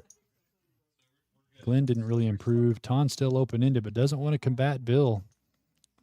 Bill betting 75, just enough, and I think Glenn almost slapped his own hand there as he might have thought about reaching for chips.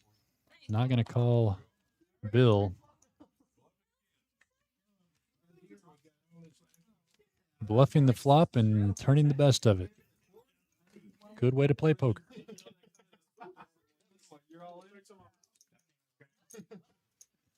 Coop, absolutely. I said I've got about an hour left. Could use some help in the booth. Not everybody wants to listen to me for the rest of the night.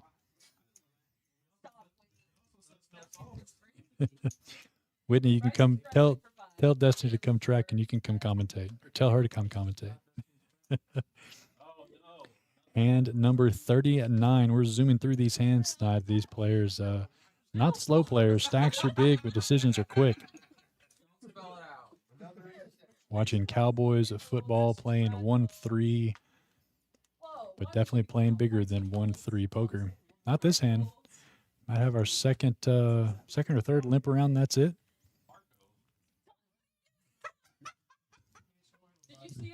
Ton angry. He's folding, just folding face up.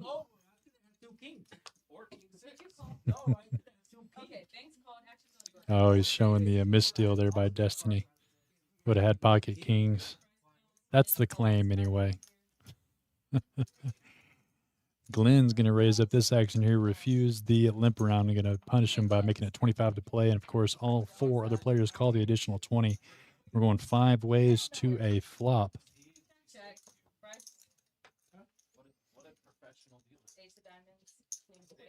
Ace of spades, or ace of diamonds, queen of spades, 5 of clubs. Bruce flopping top pair of aces. Not much else for anybody else. And Bruce bet that one and took that one down. Have a quick look at these stacks. Like I said, Glenn is still having a pile of chips there in seat 1. Got the next 2 chip stacks covered combined. Martine doing well, coming back. Was down early. Caught a couple of good hands. Got paid off. Come back into the black. Bruce, who has quietly spun up a decent stack here. I believe he added on just a little bit. Still down a little bit even with that stack, but on the right track now at least.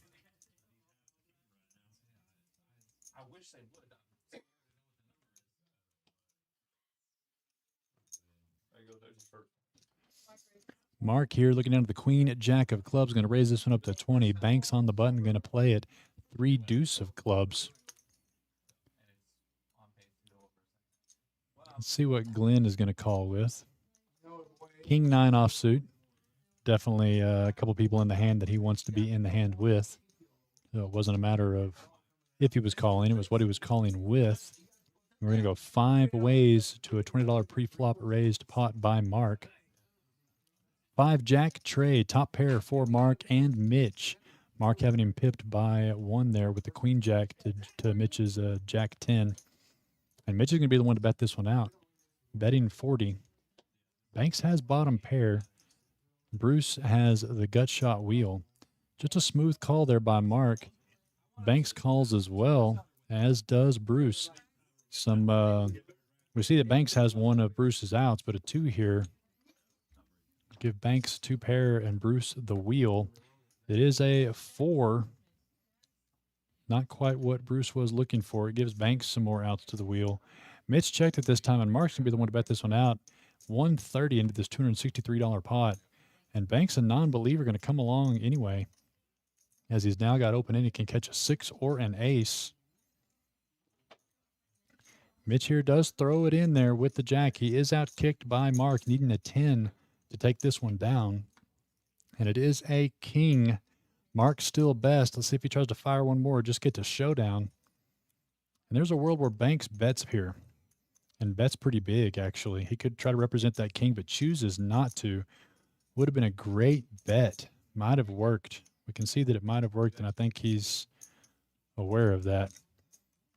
And Mitch is going to see that he is outkicked, and Mark finally gets to stack up some chips. He's not had the best of evenings, made some good moves, but just against the wrong stack at the table. Mark's stack would look a lot different if he'd have been tangled up with anybody else besides Glenn on some of those hands. Made some great bets, some pretty decent bluffs. Definitely showed up on stream to play some poker.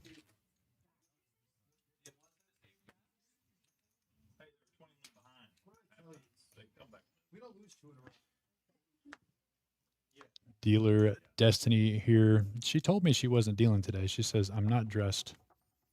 But she's got the best thing she could be wearing. River League merch.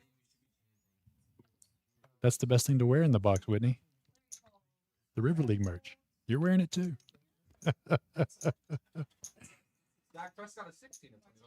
Got lots of long sleeve shirts and hoodies. It's the time of year. Ton folded ace queen being away from the table.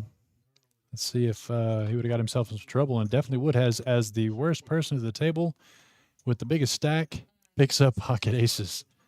The worst stack at the table picks up pocket aces, but he hasn't been just overly aggressive, so any sort of aggression here is going to mean more than it would if he had his normal game face on. Bill and Bruce and Larry all going up against him. 4-3-7. No player having two spades. Bill has an overpair and going to bet it out into Glenn, betting $50. Let's see how Glenn decides to play this. If he immediately raises him up. Yep.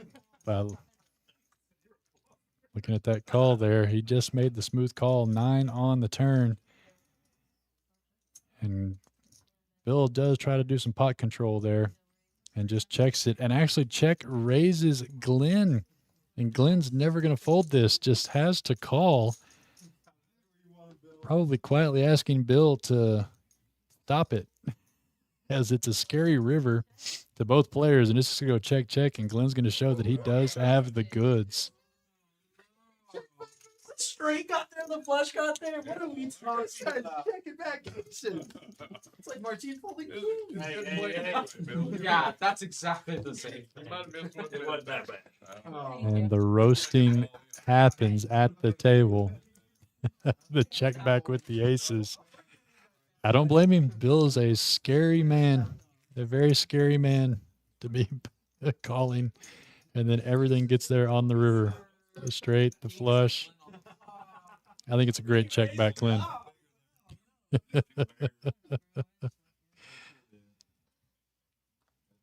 And that stack size just increases just shy of 6,000 on this $1,000 buy-in for Glenn here tonight in this 1-3 cash game. Most of the players, I believe, bought in for at least actually everybody bought in for at least 1,000. Had a couple 1,500 stacks to start this game out. Just a deep stack 1-3 here on this Thursday night. You can keep an eye out on our social medias and see what we're doing on Thursday nights. Every Thursday night, we're having a cash game here live on stream, and then the occasional tournament on Saturday, depending on what that tournament is. But if you want to play here at the River League on Thursday night, you can take a look at our social media and see what cash games we are putting on Thursday and sign up. Must be here at 6:30. I got on to every single one of these poker players. Everybody showed up at 7. That's not how streams work. We've got to get you put in the computer, get things set up. Show up at 6:30 if you sign up for a 7 o'clock stream. Warning everybody now. Bruce here going to bet out his pocket fives that are best on this 9-9 deuce flop. Nobody had much having anything, so he's going to take that one down. And we'll take a look and see. Bruce puts him at 2.3. Gets him a little bit closer back into the black. There you see the win-losses. Mark, what do you think? I think it's a good night. We got 2 tables going, more people coming in, so it's looking good. I think Glenn's running like, what is it they say? Just get there, Glenn. Get there, Glenn. Get there, Glenn. That's what he's repping today for sure. Yeah.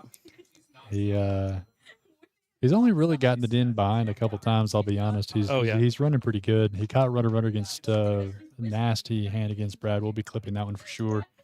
Well, Brett. I kind of was referring to like the Queen 5 flop stoop air. Oh well, Just kind of get there, Glenn. You know what I mean?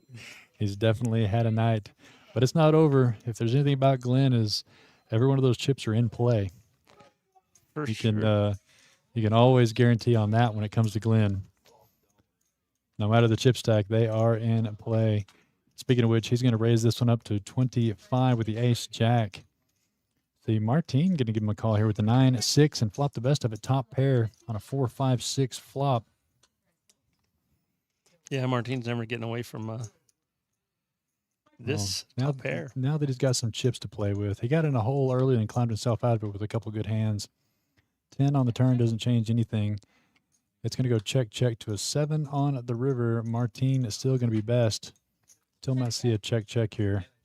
And that's what happens as Martine takes that one down. Bryce looked a little animated.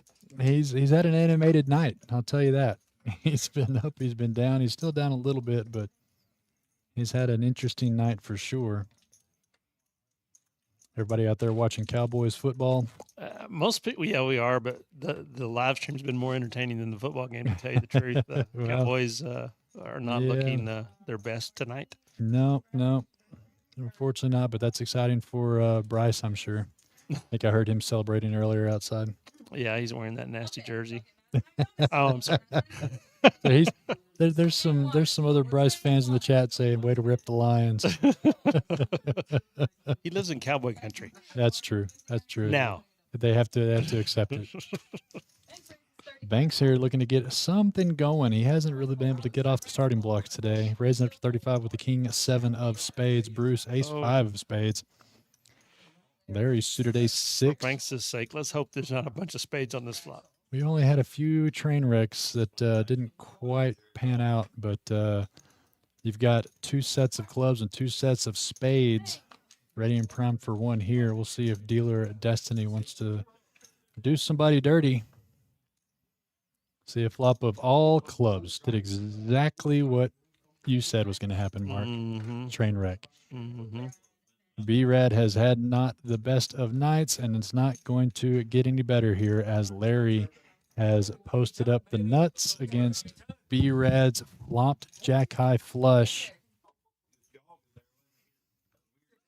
And he makes the smooth call.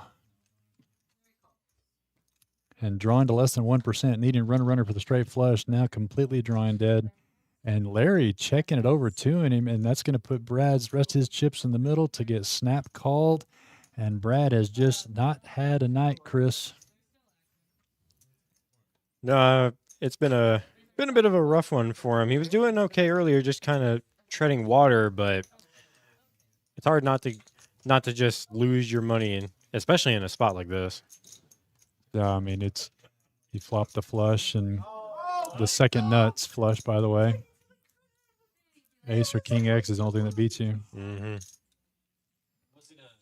Or third nuts, and he just got to put it in and just has to go with it. Yeah, unfortunately, you're just most if not all players are just kind of losing their money in that spot. Yeah, and that's going to put Patterson right back at the even mark. Him and Ton both been involved up and down, but right back at the even, which is a great place to be compared to some of these other players. You see Mark and Banks both unable to get anything started. Mark finally drug a pot a few hands ago. He's made some good poker moves, made some good bluffs, but like I said earlier, he's just chosen the wrong person to do it against, Chris. Yeah, unfortunately for him. Martine also making a decent amount of money here, up a little bit over $1,000. Yeah, you missed pocket kings, flopping top set, making a boat, and then he made a boat in a different hand. Yeah, He just spun the wheel. Spun the wheel twice. We heard it in real time here after he flopped him here on stream. And I turned up the table, and all I heard him say was that he hit the snack slot next to the 500. So just mere inches away from a $500 payday. Farron in the chat saying, "I hope Brad gets his bad luck out of his system. That would be ideal right before that tag team tournament, Farron." Yeah. Hype is right in the YouTube. As Brad didn't get his chips bought, so he's just going to put his last $6 in here with the holding.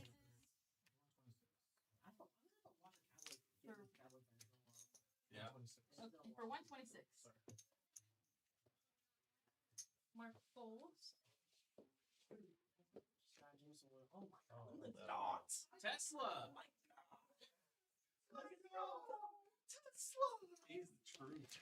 Martin going to wake up here with pocket jacks in the big blind, 3-betting over top of Brad's $6 all in. Yeah, that's. He says, I'll just go for this $40, $50 or so that's in the middle, 38 actually. Tom going to take a shot at it here with pocket fours. Yeah, why not? Don looking to turn something around here. So B-Red all in with his last 6. He's got a rebuy set up, but just didn't quite get it in time. Close but no cigar for Ton here. 3 on the flop. Needed a 4 for his set. Don't know if Tom's going to be able to continue to pretty much any bet here. Yeah, he's Especially one that big. Martin bets $200 into the $300 pot.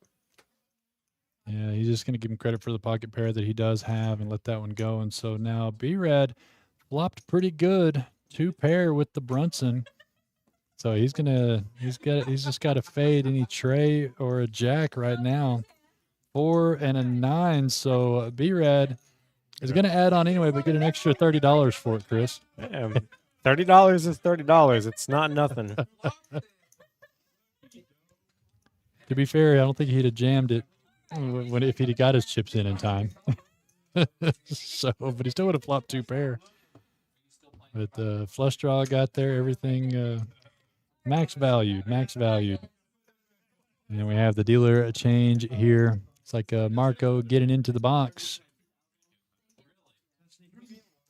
$5 from everybody here on the bomb pot.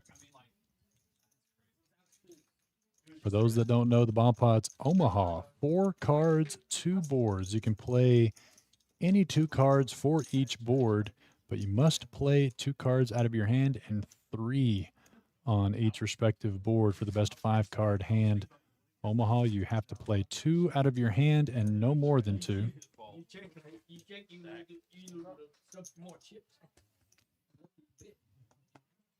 It's always fun for us as commentators to try to figure out all of the cards that pop up on the screen. Anybody watching on mobile, good luck even seeing them all.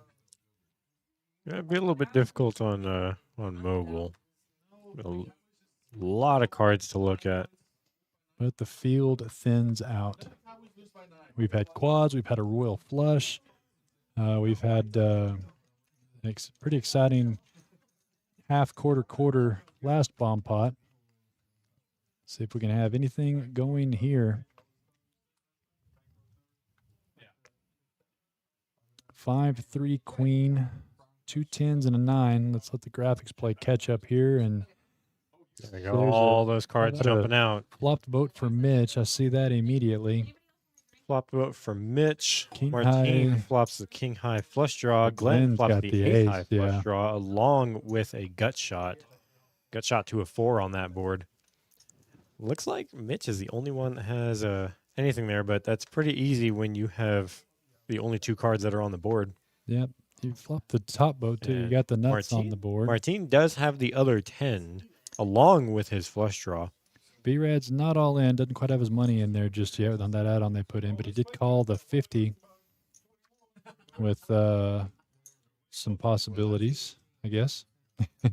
Glenn obviously not going to go anywhere with that ace high flush on Brad the top thinking- board. Brad might be thinking that his jack high flush could be good. Some amount of the time. A lot of the time, a player will just have a 10 here. It's not often that you'll flop the full house. Well, Martin did call. He has the 10 in his hand as well with a couple overcards of Mitch, so he could turn a larger boat here on this bottom board. As Marco puts out the 4 and the 9. And they need to flip That those does not around fit. graphically, I believe. And Martin turns open-ended to go along with his king high flush draw on that second board. Yeah, I believe that 9 is on the bottom board. I think it needs to be swapped on the camera. I think the 4 is 3, 4, 5 queen on the top. That's going to give Glenn the nut straight on the top board.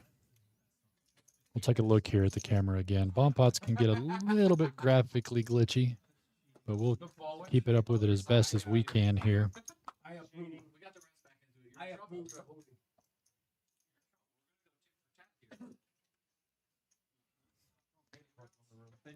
No, boards are right. it was correct. It was correct. Okay, good. And that means Martine is going to take the other board with his Jack 10 nut straight. And then Mitch is going to put it in there, so he's going to have to pay to see it. Martine also probably thinking that his 10-4 boat is good on the other board. Yeah, so he's going to make that call, and Glenn's Glenn gonna going to have to very let that- quickly get out of this hand when he doesn't have anything really. He's got 6, 7, but that's not going to be good. the 8 on majority the of river time. for sure. Jack 10's going to be there a lot of the time, which is what Martin is playing on that board. Yep. So Glenn having to get out of the way. Really needed a diamond there. Would have got a pretty good chunk of half of this one with the nut diamonds, especially with Martin having the 10-4 would have called for the bottom board and would have lost both of them. So Yeah. big bullet dodge there by Martin. And you're going to see Mitch and Martin chop this one up. Shown to be a side pot, but it's not. They just didn't get Brad's chips in just in time.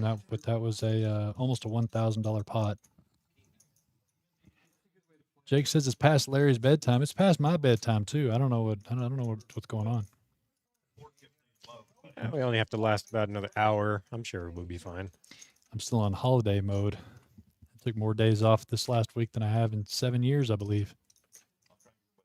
Yeah, good to get a little bit of extra time off, especially since we're around the holidays. We got a busy December coming up, so I needed my rest. We've got the tag team tournament this Saturday. There's 9 teams already signed up for it, plus a couple more that said they're coming. So we're going to have quite a few show out here for this tag team tournament. And then rolling right into Sunday, our Rivers League Championship tournament. If you have any chips at all, if you have played in any of our Sunday qualifiers, you have chips waiting on you to play a $30 tournament with a little over 8.5K in the pot. If you have any chips, you're in it. Only $30 to come play. So please feel free to come do so. If you have played in any of our Sunday tournaments, you have chips waiting on you.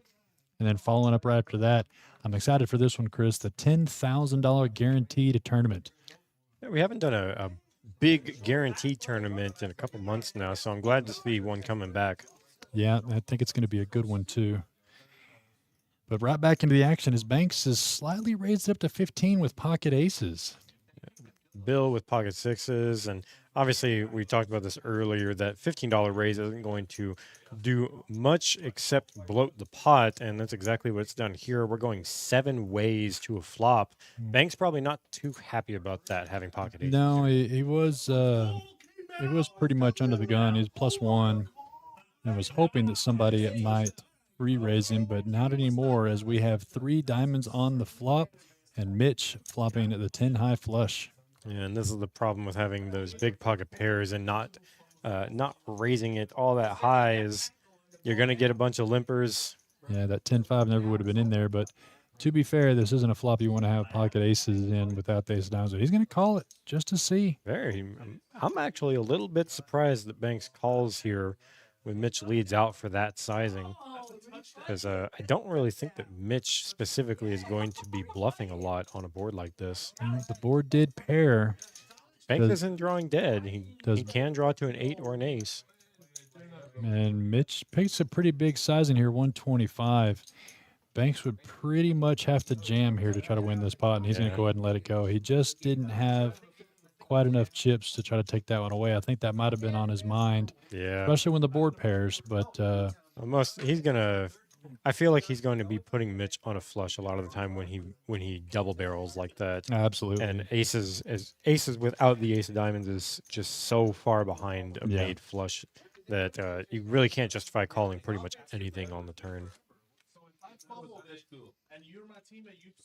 So do the Cowboys have a chance? The Cowboys are not out of the woods yet. They're still behind. It's 16-27, and 11 points down. we're about halfway through the third quarter right now. Oh, we still have plenty of time left. Yeah, plenty we of still time. got plenty of time.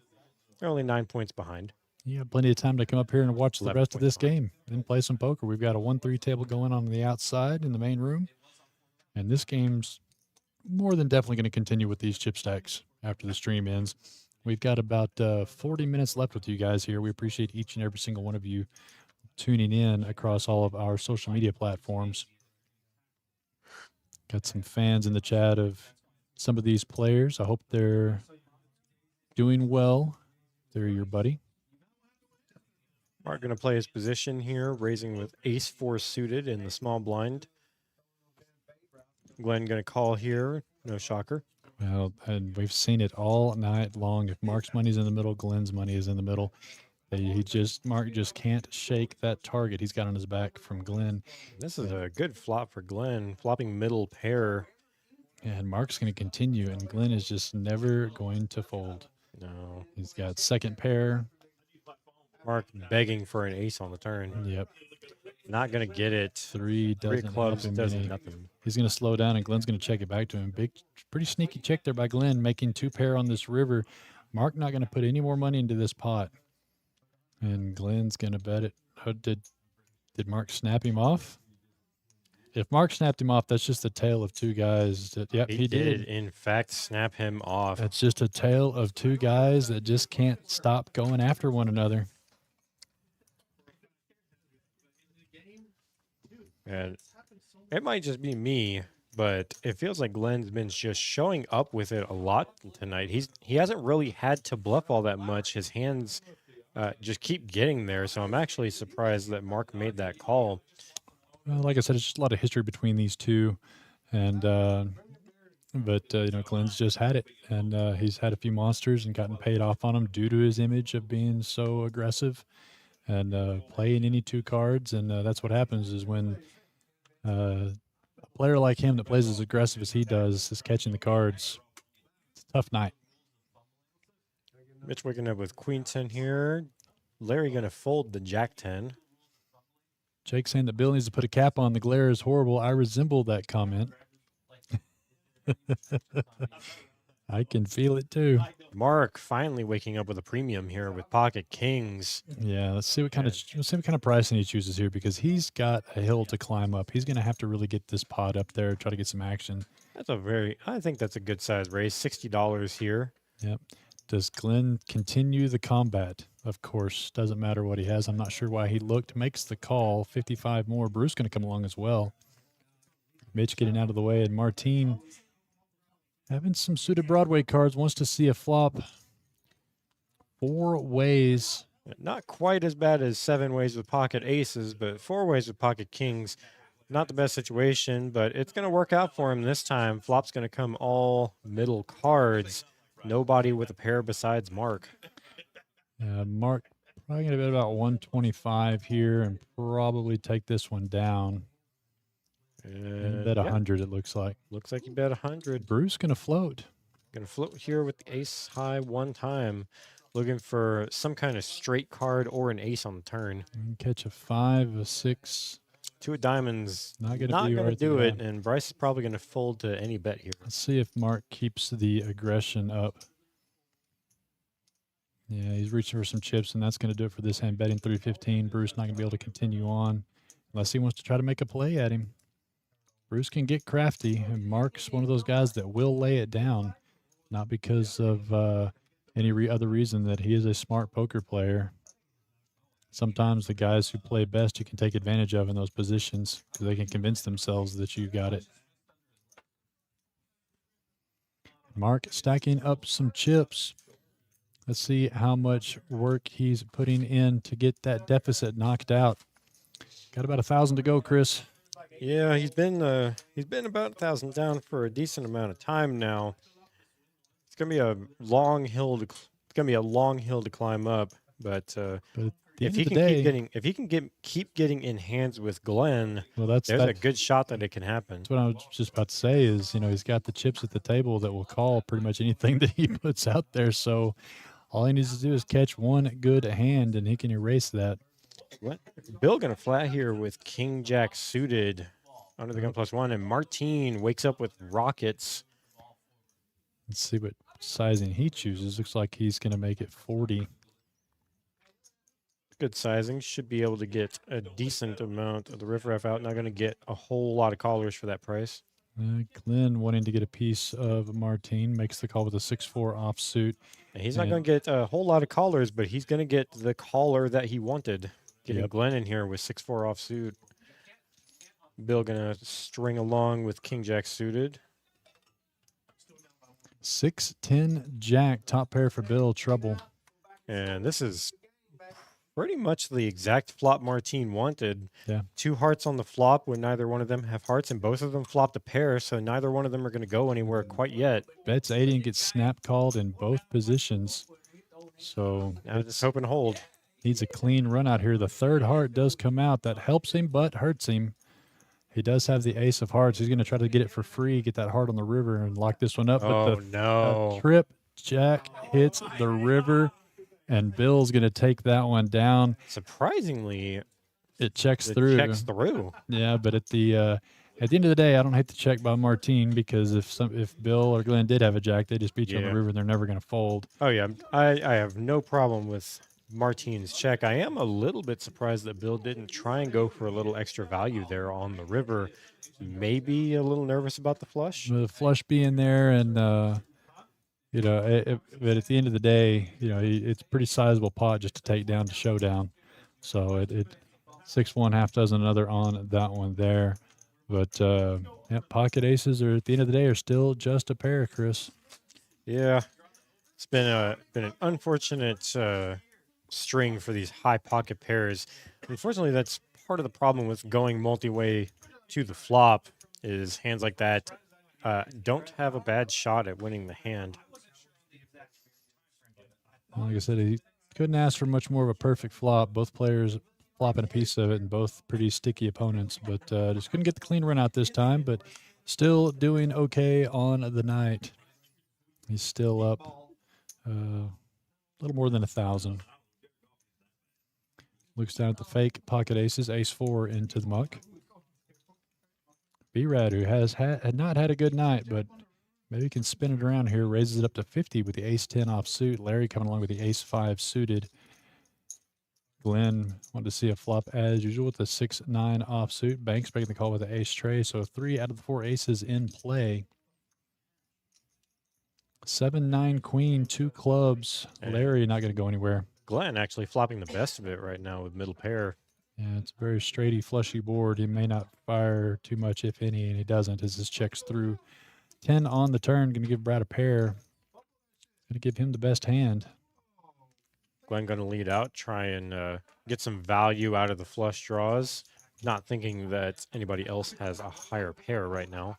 Damn, all 3 players agree to 75 in the middle.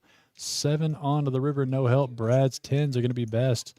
You're probably going to see a showdown here. I don't think Brad's going to bet this, but he might. Okay, so Brad's not afraid to get a little aggressive, especially with him being down so much money right now. good on him. He's got to find some way to come back. He made an extra $100 from Glenn, just wanting to look him up there. So a good pot there for B-Rad. Trying to make that run back. And for the first time in 30, 45 minutes, Glenn's down below 4K up right now. Yeah. Still up $3,800 on the day. Yeah, he's shifted some gears and shifted back into aggro. We'll see if he downshifts, keeps it going, or tries to play it back cool just a little bit. But those Glenn's chips are never not in play, like I said earlier. So And that's what everybody's hoping for right now, especially Brad and Banks, the 2 biggest people down on the day. You're going to need Glenn's money to stay in the game for them to have a chance of coming back tonight. not much going on for any players here as it's folded all the way around to the hijack and ton into the muck. Banks and the cutoff into the muck. Glenn on the button, going to play it probably because he's on the button. Limps in for 3. And Bruce going to be the one to sweeten this one up, betting 30 with his queen-8 offsuit. Bill, 2 suited Broadway, is going to make the call.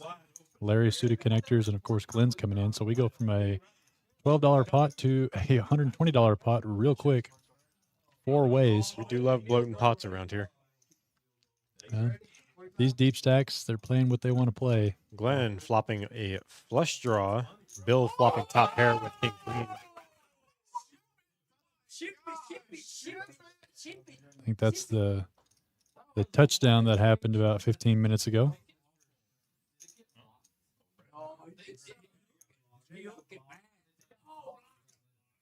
a block field goal. Blocked field goal, huh? King 10-7. Glenn's going to call Bill's bet of 40 to try to hit that flush. Board pairing 7 on the turn.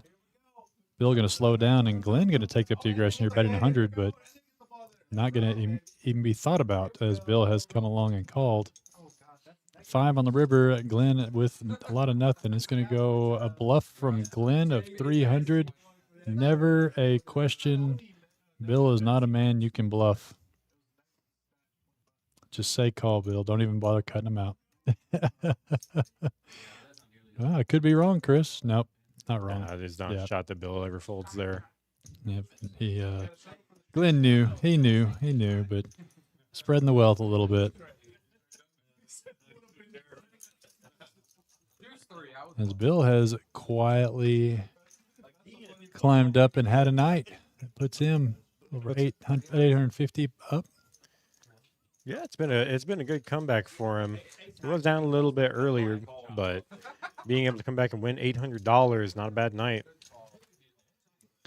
These players have about 30 more minutes on stream. You've got about 30 more minutes to enjoy it with us. Otherwise, come up here and join these guys. This game's going to go on past this stream for sure. Plus, we have another 1-3 going on the outer table. The wheel spins are going. Haven't heard one in a minute, Chris. Yeah, it's been about 20, 30 minutes since the last wheel spin from what I've heard. But you can't hit a full house every hand, right? Well, I want it to last at least till Christmas. Yeah, hopefully. They've been taking a lot of money recently, especially on Tuesdays when we get 3 or 4 tables going and the requirement drops. Yep, down to a flush if we have 3 tables going. Martine going to raise us up to 15 with the 7-6 suited. Glenn and Bruce both coming along. Ace-5 offsuit and 9-7 offsuit. B-Rad and Mitch wanting to see a flop as well. So we're going 5 ways with some various holdings to a 6-9-8 board. Big flop here for Martine and Bruce. Bruce probably just a little bit better top pair open-ended instead of bottom pair open-ended. Both enough to put another 50 into this pot going heads up, though. A spade would be pretty big here for Martine. Keep this one going. But it's going to be a 6, and that's trips just as good, if not better. Bottom trips with open-ended, betting 100 out into Bruce. And there's not a lot of reason for Bruce to fold this one here, Chris. No, there's no reason for him to fold here. He can't think that the 6 is relevant. King on the river going to give Martine the check mark here with trip 6s. Yeah, and I don't think there's going to be anything here that Martine folds if Bruce tries to fire at this. No, I feel like Martine's going to be the one to lead out, and Bryce is just going to get stuck in a bad spot where he's just has to make the call. Yeah, 175. Yeah, he does. So It's gonna shown see the bad news. yep, had him until the turn. Disgusted by the old 2-outer. Yep. So Martine back running good after that first 45 minutes or so of running bad at the beginning of the stream. Getting some of that back plus some. Yeah, he just had to get the bad luck out of the way early. So we've had 54 hands here on this Thursday night 1-3 stream. Glenn, 66% VPIP. That's low for Glenn, Chris. That is a little bit low for Glenn, but he hasn't had a reason to play every single hand so far. No, He's got the chips. He knows that he's the one running the table right now, so he's kind of dictating all the action as he wants. just kind of let the table breathe for a little while with the cards that he was catching. On the other end of that, Bryce with the second highest VPIP at 57%, having the exact opposite kind of night as Glenn, one of the biggest losers so far for the stream. Yep. Unfortunately, that's the risk you take having VPIPs that high. Yeah, and we're going to have a decent pot here as Martinez raises up to 15 with the ace-jack, and Mark right behind him going to 3-bet to 45 with the ace-10. Banks making a good lay down there with the king-jack. You're dominated a lot there by ace-jack, king-jack. Glenn Ace-king, so. Glenn making one of his rarer folds of the night with 9-4 offsuit. Yeah, especially with Mark in the pot, the one that 3-betted. He might be letting Mark off the hook here for a little bit. Bruce going to complete in position with the 10-7 offsuit. King 9 deuce here. Helps nobody, unfortunately. Yeah, Martin, a pretty heavy favorite right now with Ace Jack high. and Mark's slow play that doesn't see bad after the 3-bet pre. 5 of spades changes nothing. And he's going to have a hard time making a call here now that he's giving up the aggression to Martine. But Mark's capable of a raise here. Let's see if he chooses to do so. It could be a stop and go. He's just going to make the call. And unfortunately for Mark, Martin has a lot of the same image that Glenn does. So he can get stuck in a bad spot here where Yep. he's just calling Martin down, hoping Yep. ace high is good. And that board pairing king makes that ace 10 look even better. So he may call off this bet here. And he does snap call. And we're going to see the bad news that jack is going to play. That's a tough one there for Mark. Yeah. Just Mark. another unfortunate hand in a long series of unfortunate hands for Mark tonight. Yeah, he's going to be right there a lot of the time, but sometimes just you got to let it go and just just go into the next hand. Sometimes the better part of valor and just letting it go. But like I said, he's going to be right there a lot of the time. But that board pairing king made that ace 10 just look a step too good with the way that hand played out. Didn't quite make sense for Martine to have much of anything. But the problem is if you're going to call a bluff, you got to be what they're bluffing with. Mm-hmm. It's tough to do. That's not what they call it. The pick. Yeah, they call it the pick. It can't be a pick. The two guy ran off the hits. His name is Pickens. How did he get called for that? You just gotta look at it the right way. Ton here under the gun with Pocket the $10 seven. straddle. See what kind of sizing he chooses here. He flatted earlier with the pocket 4s and pocket 6s, but he's reaching for some more chips here with the pocket 7s. A little bit of raise there to 30. I like it. Oh, here you go, Banks. Here's his chance. He's just going to flat, though, with the kings. Praying for more aggression, but I don't feel like he's very likely to see a 3-bet here. No, not when Ton is the one that initiated Oh, he the is action. going to get lucky one time. Not. How about unlucky? No. Bruce decides to make a squeeze play with the king jack suited, and Mitch wakes up with pocket aces, 4-bet to 5. The disgusting part here is Banks has played with Mitch long enough Yep, that and he can just folded snap it. fold the pocket kings. Unbelievable. And Mitch is going to watch this one later and be disgusted that Banks can just open fold kings like that. That's quite incredible, especially with the night that Banks has had. That is some extreme discipline there, Chris. Yes. Yeah, It takes a lot of discipline to be able to just know you're behind, even with a massive pocket pair like kings or queens, and just be able to fold it. I'm ahead. Let's go. Like I said, Mitch is going to watch this one later, and not understand how that happened. yeah. Destiny is going to be getting into the box. I am Reese. This is Chris. It's been a fantastic Thursday. We've got about 20 minutes left of the stream. We're about to have another bomb pot. They've had a lot of fun and excitement. Want to say about the tag team one more time, $240 a team. We've got about 10 teams almost signed up for this event. It's going to be a lot of fun. You've got the players playing their own stacks and then swapping out every blind level with their partner. And then if you make it to the final table, you'll take turns every 20 minutes. Same thing we did a few weeks ago. You were here for that, weren't you? Yeah, I was here for that. It was a lot of fun to watch and fun to commentate. Me and Mark ran pretty good, I have to admit. Yeah, I think you guys were probably the last team that anybody expected to win that tournament, Hey. just because of the structuring of it.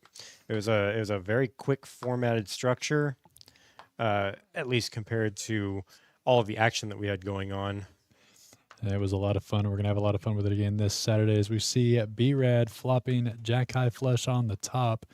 Who's got some 5s? Martine's got a 5. It looks like Martine has the only 5 out of the group right now. Let's look at Mark's cards read here. See if you got a 5 hiding underneath there. There's a dry ace, dry king, dry queen. So Brad's got the nuts on the flush. Mark's gonna fold his hand, so I'm take a shot in the dark and say he didn't have a 5. So Martine very firmly in the lead on that board with his trip 5s. Yeah, this one's going to be hard to scoop for either player. Yeah, we're very likely just looking at a chop here. Oh, And with the there's- case 5 coming out, that actually gives Brad a straight flush on that board, and this is going to be a locked chopped board. He's good. Look at him looking back at his hand, making sure there, Brad. You got it. We've had a royal. We've had a straight flush. We've had quads. And it's just going to go check as they both see the writing on the wall that this one's just going to be a chop every time. Martin improves to a full house, not that he needed it. Does anybody want to bet here, or do they know better? No, they know that they can't win on the other board, so they're just going to check this down. So we've had the big three. We've had the royal, a straight flush, and quads. It's been a good night for bomb pots, seen plenty of big hands. Both players making $20 on their hand. Big Hey. pot. That's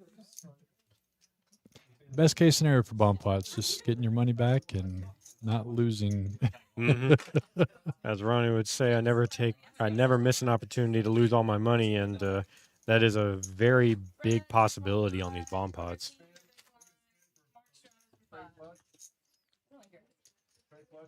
Hand number, where are we at? I think we're almost 657. Pace of play has been fantastic tonight. Oh yeah, we've been able to get a lot of hands in tonight. And that's without our shuffling machines. hmm If you haven't been to the river here in the last few weeks, we've got some fantastic deckmate shufflers on our cash game tables. Definitely gets you your value hands per hour. Bank's gonna speculate here a bit, raising with the King 5 suited. He's got to find a way to make a comeback tonight, and raising hands like this is probably the only way that'll happen, especially when we only have 20 or 30 minutes to go. Well, Mark has been 3-betting tonight, but he's not going to 3-bet this one with this many. He's just going to close the action with the ace-10. Not risk getting 4-bet randomly. No, it's too many people in the pot to 3-bet. Jack 3-10. Nobody holding the jack, so Mark going to flop best here. He is going to flop the best with a pair of 10s, but Bill is going to flop open-ended with his 9-8. Yep.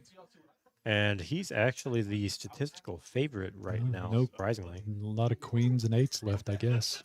And a lot of queens and sevens left. Nobody's holding any of them. Got as good a chance as any to get him out, and he's going to be the one to bet this one out. Or no, he just called. Banks did bet this one, try to see bet his previous pre-flop aggression. Bank's hoping for some kind of club on the turn, possibly a king. King or a club is what Banks needs here. Not going to get either. The board is going to pair. That might slow the action down. It's going to scare a lot of people. Unless, yeah, Banks is going to continue on. That's what I was just about to say. If Banks here's best move is to bet out. He's got to Take try and get the hand back, and it should work. But Mark wants to Yeah. be the one to try to represent this. I think part of Banks's issue here is going to be the fact that Mark is also down a significant amount and has to take some shots. Yeah. And his shot's going to land this time. His pair of 10s is going to be good. If Mark checks this, Banks And- literally has to bet 250. No, he's going Bill to check it is- down and see the bad news. And Bill's probably a little upset. The 7 comes on the river, would have given him would have given straight. it straight, but had to make the good lay down there. But Banks not happy about that one. Made a good bet on the turn, but Mark being down as much as he is, like you said, just makes that. What are you excited about?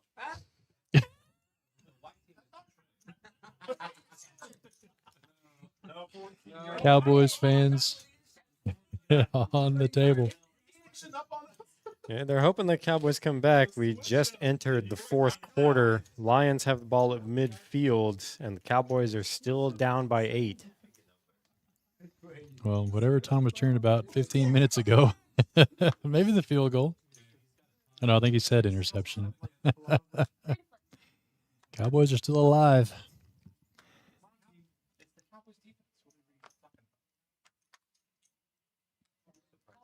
Banks letting the ace-10 go. He's Very just, surprising. Yeah, he's just This wanting late in the to game. calm down a little bit. Is what he's wanting to do. Take a hand to reset after losing that last one. Yeah, Bruce going to raise this one up to 20 with the ace-8. B-Red making the call with the ace-9. We're actually going to go heads up here with Bryce unfortunately dominated. Yeah, both players deep in the red, looking to make a move on an ace-high flop. Bryce is going to lead out small here. Looks like Brad raised him. $15. And Brad 15 to 50. And Bruce, that action happened so fast, they got to play catch up here, but it looked like it was Bet Ray's call. Yeah, I don't see Bryce going anywhere to this raise with top pair.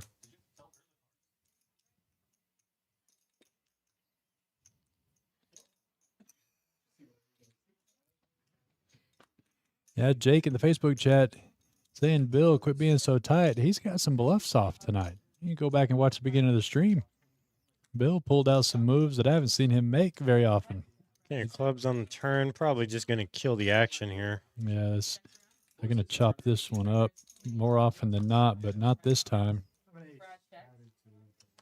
Yeah, it is going to be a chop. I thought that was a... So that's 9 and the 8. Chop this one up. A lot of... We have had a surprising amount of chop pots tonight. Yeah. I've seen one more river bet from one of those guys, but pot wasn't quite worth it, I suppose. No, it wasn't quite big enough. If one of them had bet on the turn, then we probably do see a river bet to try and steal it. Yeah. Instead of split it.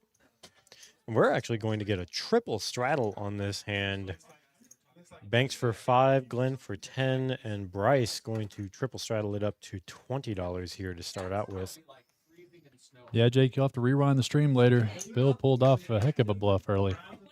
It was very nice. Players do tend to play a bit more wild when they're on camera. And I'm okay with that. 100% okay with it. Larry here going to call the shot with a Jack 10. Wakes up something to play finally. Folds around to Mark in the small blind. Jack 8. Reaching for some chips there. Actually going to make a raise here with Huge, Jack 8. huge 3-bet with Jack 8. And Banks pocket 9s. Going to just call. Oh, I wished he'd have ripped it there. Unfortunately, with players behind, he probably wants to get more people in the pot and prefer to set mine rather than try and get all in pre-flop. Yeah, I guess he had 700 in his stack. I thought he had less than 5 in his stack. So he's a little too much to rip it in there, but definitely needs to see a low flop. Board very, very unfavorable for Banks. Yep. Bryce flops top 2 pair. Yeah, Bryce is, and see, Mark here having to continue the aggression with his large 3-bet pre-flop, and then Bryce smartly just going to call here and wait to see what Mark does on the turn. Yeah, but Mark's not going to put another dime in this pot. He's double gutted now. I don't think that he's going to do it. He could rep spades here, but boy, he's betting a lot for having spades. He's grabbed that whole stack of blacks. The problem is he let out too big on the flop, so now he has to go massive on the turn. Yeah, to stick along with it. It's showing in Bruce snap calls, and the spade on the river. That is either going to get Bryce to fold if Mark jams here, or it's going to get him to snap call. He did jam. What a blender for Bruce. Yeah, Mark just has to jam here and pray. And he folded it. Is the only way that Mark hits. No, only way that Mark yeah, what a play. Here. Mark finally got a good play through. Tough run out there for Bruce. Had him right where he wanted to, just barreling into him with nothing, and then gets the perfect bluff card on the river. And good on Mark for taking the initiative and doing it. And Mark is one of those players that knows that type of spot is the best time to bluff. Yeah. And it just puts Bryce in an extremely bad spot because any spade beats him. Yeah. I mean, he's could be bluffing with the best hand the whole way, just with the 8 of spades there. Mm-hmm. You know, I mean, it's just a tough run out for Bruce, but that's the one that he was waiting on right there. Had Mark in full aggro mode with nothing. But good on Mark for recognizing that river opportunity and pulling through with it. And that's going to bring Mark extremely close to even for the night, actually. It's going to put Bruce very far down for the night. Yeah. Larry here calling the 10 with the ace at 3 suited. Banks going to complete 6-4 off. Glenn going to let the 7 deuce go. And what looks like a tilt play is not, Chris. Yeah. Bruce pocket queens, but he's just not going to get any action. What a perfect setup. Looks like you're tilting. Looks like you're just firing off. And actually have the goods and get zero action. yeah, just unfortunate spot for Bryce to be in. Tough one there for Bruce. He could have got a little bit back on that one for sure, but nobody else having anything to come along with.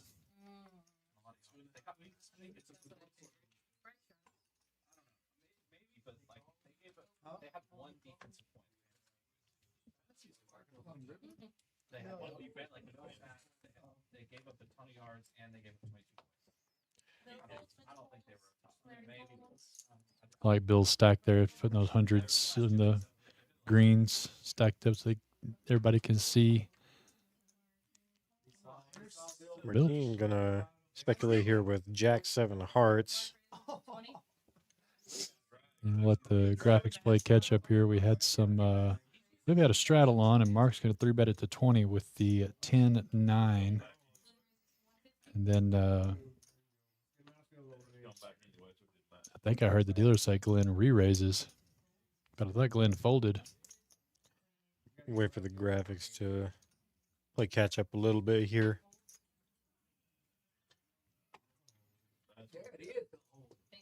There's Banks. Yeah, Glenn did Glenn did 3-bet raise. this one here, yeah. So let everything play catch up here because this is going to be interesting. Banks with the ace, jack. So it was a 4-bet pot.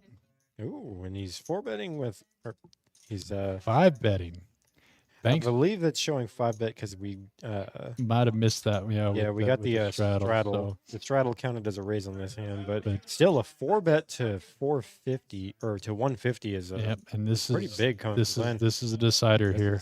This is the flop that Glenn wanted. A Yep. pair with his pair and a flush draw, and Banks is just Banks gonna with the put check money all in because he's only got about 400 behind, and Glenn's never going to fold here. Glenn never folding a pair and a flush draw here. And Banks is just hoping for a clean run out one time. Are they going to run it twice? Not going to Nope. get it, just immediately First hit one, the yep. flush.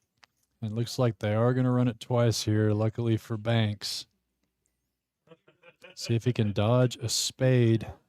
Clean so far, and he's Dodges going the to spade on the get his second. money back. Gonna end up chopping this one. Lucky there for Banks as Glenn just immediately spikes the spade on the turn on that top board. So they're going to get that little bit of raised up money from Mark. What did Mark have?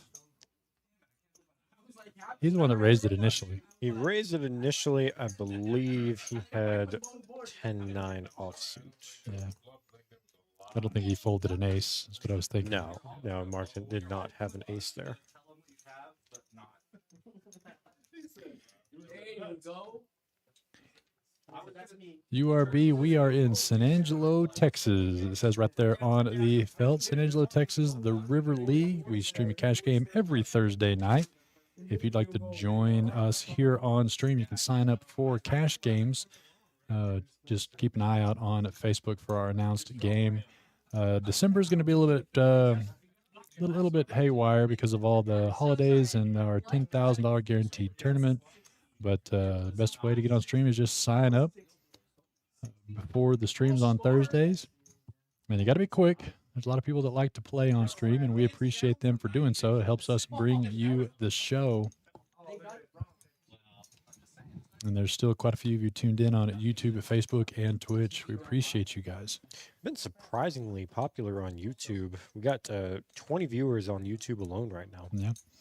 Facebook's been our leader for a while, but YouTube making a good comeback. You can be sure and like the stream and subscribe to our channel. Let be alerted whenever we do go live. We're going to be doing some tournament streaming this weekend. The tag team tournament on Saturday and the league championship on Sunday. We're going to give you guys as much heads up as we can, but we're just going to be streaming the final tables, so no exact set time. But we're going to stream them for those who are paying attention, and other people can go back and watch them later. We get a lot of rewatchers on the streamed games. We had a little bit of a hand developing, but with a paired board and a spade board, when nobody has the king or the spades, And Banks is going to be a non-believer here as Brad let out for this with the 8-4, having the eights and kings. But Banks with the pocket nine, still thinking he could be good a lot of the time here, and he is correct. And this time, we'll see what kind of aggression Brad keeps up. Brad looking for what I believe is the case 8 for 8's full. Yeah, but he's going to keep the aggression on. That's going to be tough for Banks. Would he play a flopped trips this way is what Banks has to ask himself. And he does believe him, so props to B-Red. Keeping up the aggression after being called there on the flop. Banks is going to have a king there a lot of the time. But he keeps the aggression up, and that's going to help him take down that pot. Banks just been put in tough situations tonight, and just, that chalked pot, the best that he's had, Chris. Yeah, unfortunately, he's been in a bad spot with a lot of his hands. Not really playing bad. It's just bad spots that he's been in.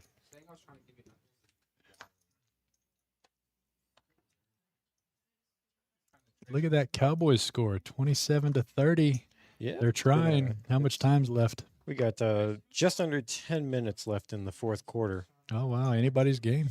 I love it. Larry here with the ace-7 suited going to put in his $3. We've had a very few $3 flops here tonight, but we're not going to see one this time as Marcus woke up with ace-king. Let's see what his pricing is. I'll raise it to 20 this time. Banks with the ace-9. That's 3 of the aces accounted for. Looking for diamonds. Glenn going to let it go. Too many other people in the pot. Not chasing after that mark money this time. Looking like we're going to have 4 players to the flop if Brad calls here. I don't see why I wouldn't. Yeah, 17 more to win 80. We're going 4 ways to a flop. Mark firmly in the lead for now with ace-king offsuit. Looking to dodge some diamonds or clubs, and does so as we see an 8-5-3 rainbow. Nothing for nobody. Mark's been c-betting pretty well, but he chooses not to. Actually, he checked out a turn, and Brad's going to be able to lead out for that. I love it, actually. Bet's 55. I do like the bet from Brad. If anybody in here is going to have a hand that hit that board, Brad's actually in the most likely spot for that to be the case. Yeah, and that's why I'm kind of surprised. Mark's looking him up, just wanting to float one time before with the 2 overcards. And Brad's really good about keeping up the aggression. So if you see a blank here, Mark may be letting this one go. Board pairing 3. That is, for all intents and purposes, a blank. Yep, and that's a great bet by Brad. His awareness situations are really good. And Mark's one of those players that he will make the laydown. Once again, not because he's prone to laying it down, but because he's smart enough to lay it down. He ended up calling here, but the river being a brick, Brad's going to need to put out another good-sized bet on the river for Mark to believe him and not call him down with ace-high. I don't think $100 is going to do it. We've seen Mark make the ace-high call a couple times, but I don't know if he's going to be able to do it against Brad, who's been betting the whole way. Yeah, it also can just be that also can be just a small value bet for some thin value with an 8 or a 5 there. Yeah, very secretly perfectly played hand, in my opinion, there for Brad, being in that position for it to be in his range, being the last one to call the 20 after just calling the 3 just to get involved. He's going to have those middling cards a lot of the time, or even a pocket pair. Have 6s, 7s, 9s there. Yeah, and unfortunately, Mark just can't look him up in that spot with ace-high. No, there's a few spots he can, but not Brad. He's not one I'd look up with ace-high very often, if at all. But we can see it now. We can see it now. The play is exposed. Capable of the triple barrel bluff. Picks up a real hand this time. Queen, Jack offsuit, reaching for some chips. Just going to limp in. Martine, we're not going to play the queen 3 here. Yeah, Mark's going to let this one go. Bank's going to raise it up to 5-4. Try to make a little something happen.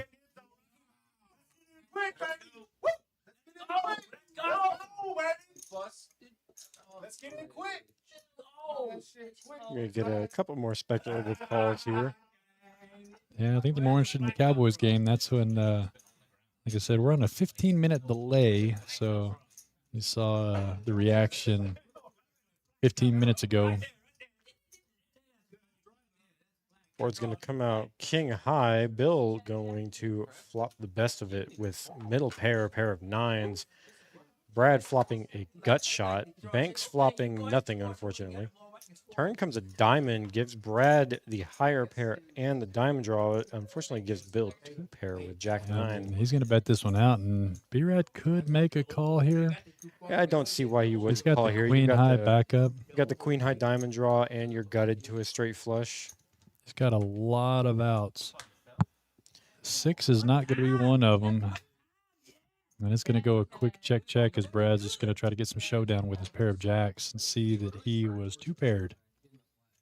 And Bill's stacking more chips. All good now. It's all good in the neighborhood. Most of the table's Cowboys fans. I don't see Bruce. I think Martine was rooting on the Lions for some reason. Maybe just to be contrarian for all the Cowboys fans in the room. Well, he is a Bengals fan for some unknown reason. We're getting another triple straddled hand. Oh, God, I need some tan time after my bad beats.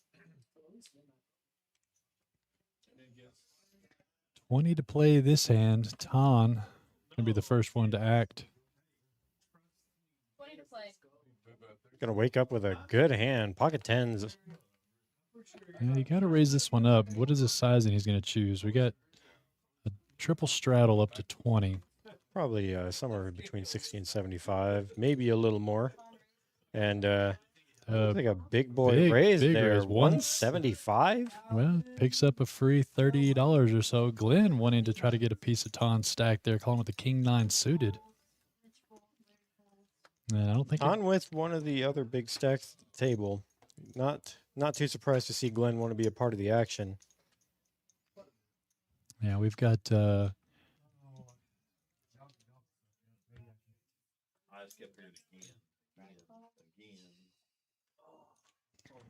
so B-Rad makes the call. Martine lays the 6s down. So B-Rad wanting to gamble to get some of that back. He's down. We're going to be going 3 ways. Glenn with the worst of it, but he is the only one with hearts. Brad with spades here. Big pot already. 550 in the And middle. 2 Once again, hearts Glenn for flops the Glenn. flush draw. Luckily for B-Rad, he didn't really catch much of this. Oh, and he's going to be the one to bluff. It goes That all is- in for a That is 1,000. And will Glenn gamble with him? Absolutely. Absolutely. Oh, my goodness. Brad pushes the best hand out of the hand and then gets called by the flush draw. We'll see if Glenn can get lucky and spike the flush again. 5 not going to do it. 8 also not going to do it. Brad So is actually Brad gonna win this is with going to king win a high. monster pot with King Jack high. Very surprising. No, please don't do that. You see the reaction there from Gotta Ton. be good. No hearts. No hard draw. Gotta be good. Oh, this is a great slow roll. And this is gonna be. both got king high. Oh. Where's that microphone? I ain't gonna talk about it. Good all in. I got a pair. So big double up there for B-Rad. That's going to put him real close back to the black.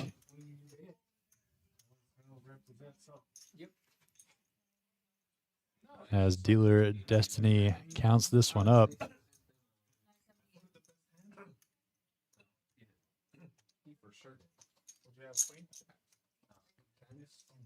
Can't say Glenn doesn't like to gamble. No, he'll gamble there every single time. And I don't blame him. He knows the hearts are best whenever Brad's jamming on that flop more often than not. Given the high pair on the board is a heart. Yeah.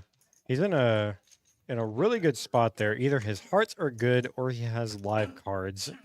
There's not a case there where Brad either has both a better flush draw and better cards than him. No, like I said, it's a he's not gonna be doing that with the ace high flush draw, that's for sure. Betting the double bet the pot. There's a little 550 in the pot and he jammed for about $1,000. Let's have a quick look at the computer updated here. How close did that put Brad back to the black? $160.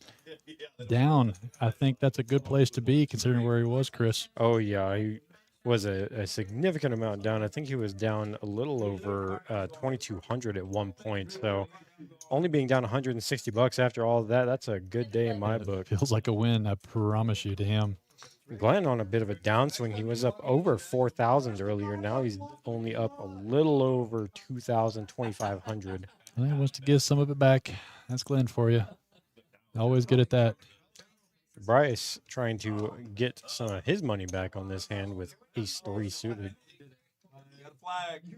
Williams again. Just going to raise it up. Bill here going to make the call. Martin waking up with a pocket pair here, pocket nines. Yeah, we've got very few hands left. Of course, this game's going to continue on, so there's no reason for him to really press the issue here. But pocket nines, he's going to make a squeeze play here, a small one, actually.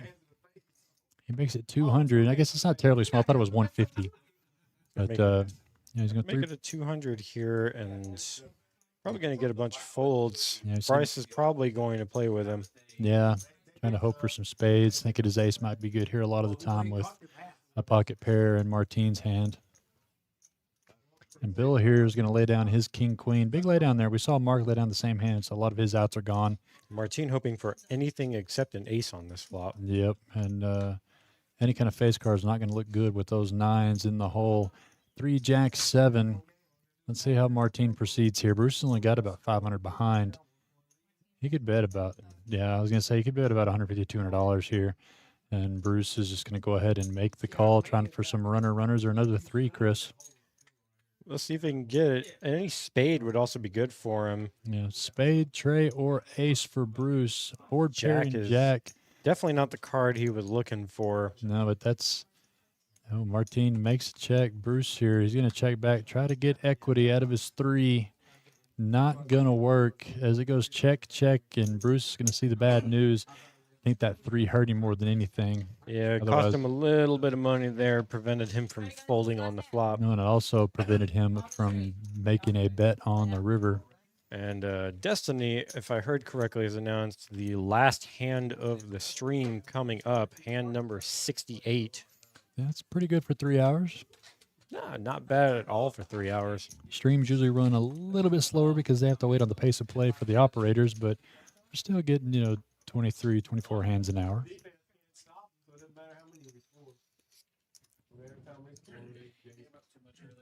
See if we can have a quick look here at the win-loss. See if anybody can make anything out of this last run here. Martin winning that last hand actually makes him the big winner of the night, up over $2,400. And after the start that he had, and it wasn't so much that he lost so much. He only lost like 500 to begin the stream with. It was just so ugly the way he lost Right. it. So, and Ton here waking up with a good one on the last hand. Ace King of Hearts. And he's slow played it, just calls. You looks know, like- Glenn or Bryce is going to drive the action, knowing that this Since- is the yep. last hand of the night. Yeah, Glenn's going to 3-bet it to 25 here. Bruce makes the call. Mitch going to make the call as well. Larry wanting to see the last hand as well. We're going 8 ways to the river here, or 8 ways to the flop here. Ton should have just made it 300 to go. just made it 300 to go. We still got a flop to look at. There's still time to do it. Oh, How and that's about the this that's the flop? flop to do it on. If Ton was wanting to just open jam a hand, this would probably be it. Yeah, and he's got Brad on the line with top pair betting 60 out on this flop, and there you see it. Ton just go ahead and He's actually just going to call here. yeah, making the 75. He bet 60, makes the call. Bruce here With open-ended. He's going to gamble a little bit as well. Calling the 60. Mitch says, I've got a flush draw. We just see that it's no good, Heart. unfortunately for him. Yeah, heart would be disastrous for Mitch right now. Yeah. Queen would be disastrous for Bryce. And the heart is There's going the to get heart there. right and, there, and the straight for Bryce. Bryce might have to put in his last $200 just because he's got the straight and just hope nobody has hearts. But I think but he with can- Ton leading out like that, I think Bryce can get away Yeah, from this. and, you know, Mitch Mitch- is going to be the unfortunate participant in this hand. yeah, Bryce lays it down, and Because Mitch, there's no reason for him to be calling on the flop just to Mitch- be folding to this. Mitch can lay it down. He's not the guy to gamble the last hand. He's up. He's up a couple $100. He gets down into the red right here and folds it. Big fold there by Mitch. Yeah. Of course, Brad getting out of the way. And Tom's going to take down the last hand and show the monster and make Mitch feel better. Yeah. So that's pretty good little final hand there. Good fold there by Mitch. Martine, your big winner, 3.8K. Glenn, 3.5. B-Rad climbed a buck up out of the cellar for 2.5K. Let's take a look at the win-losses. I believe Martine, going to be your big winner, 2.3K. Glenn still making 2K out, was up, what, 4,500 at one point? Yeah, I believe he was up somewhere between 4,500 and 5,000 earlier, so a bit of a downswing for him. But I mean, if I could make $2,000 in a day, I'd be pretty happy. And down through the rest of the field, Bruce having the roughest of the days, but that's the way it goes sometimes in this game. It was a heck of a stream, though. I mean, 1-3 game, big deep stacks, lots of action, big pots. Like I said, if you want to come join in on these games, we do them every Thursday. We're going to be back live on stream Saturday for the tag team tournament final table, and then the final table of the league championship on Sunday. But take a look on Facebook to see what the next stream is. Cash game stream is on Thursday, and sign up. I believe we're going to have a live stream next Thursday. I know we've got the 10K coming up. Yeah. So I don't know if we're going to be doing one next Thursday because we're going to be running the 10K tournament at the time. I believe the 10K tournament flight next Thursday starts at 6 p.m. Yeah, that's going to be really huge. In fact, we're going to pull it up right here and talk about it. The $10,000 guaranteed tournament. Only $120 to enter this tournament, Chris. Yeah, it's a $120 entry. Structure is extremely good, and obviously we're running a double bag forward today too, and we've got a $400 triple bag bonus if you can cash on 3 separate flights. Yep, you're looking for the top 12%. But the next thing coming up is the tag team tournament this Saturday, day after tomorrow, 4 p.m. Find a buddy, come pay $240 for your team and try to take it down all the way to the final table here live on stream. We're going to have both players playing 2 separate stacks. They're going to swap chairs every 20 minutes with an immediate switch, whether you're in the middle of a hand or not. You're going to switch to your partner's chair, and then once you get to the final table, if your team is still in it, you're going to swap in and out every 20 minutes to play the final table and get down to the top 12% into the money on this tag team tournament event. And then following up the next day, Sunday, the championship tournament of the Rivers League. If you have participated at all in any of our Sunday league tournaments, you have chips into this about $8,600 and change, $8,500, $8,600 and change tournament prize pool for only $30. So if you have participated in any of our Sunday league tournaments, you've got chips. No reason not to come fire your shot, no matter how many you have, for only $30.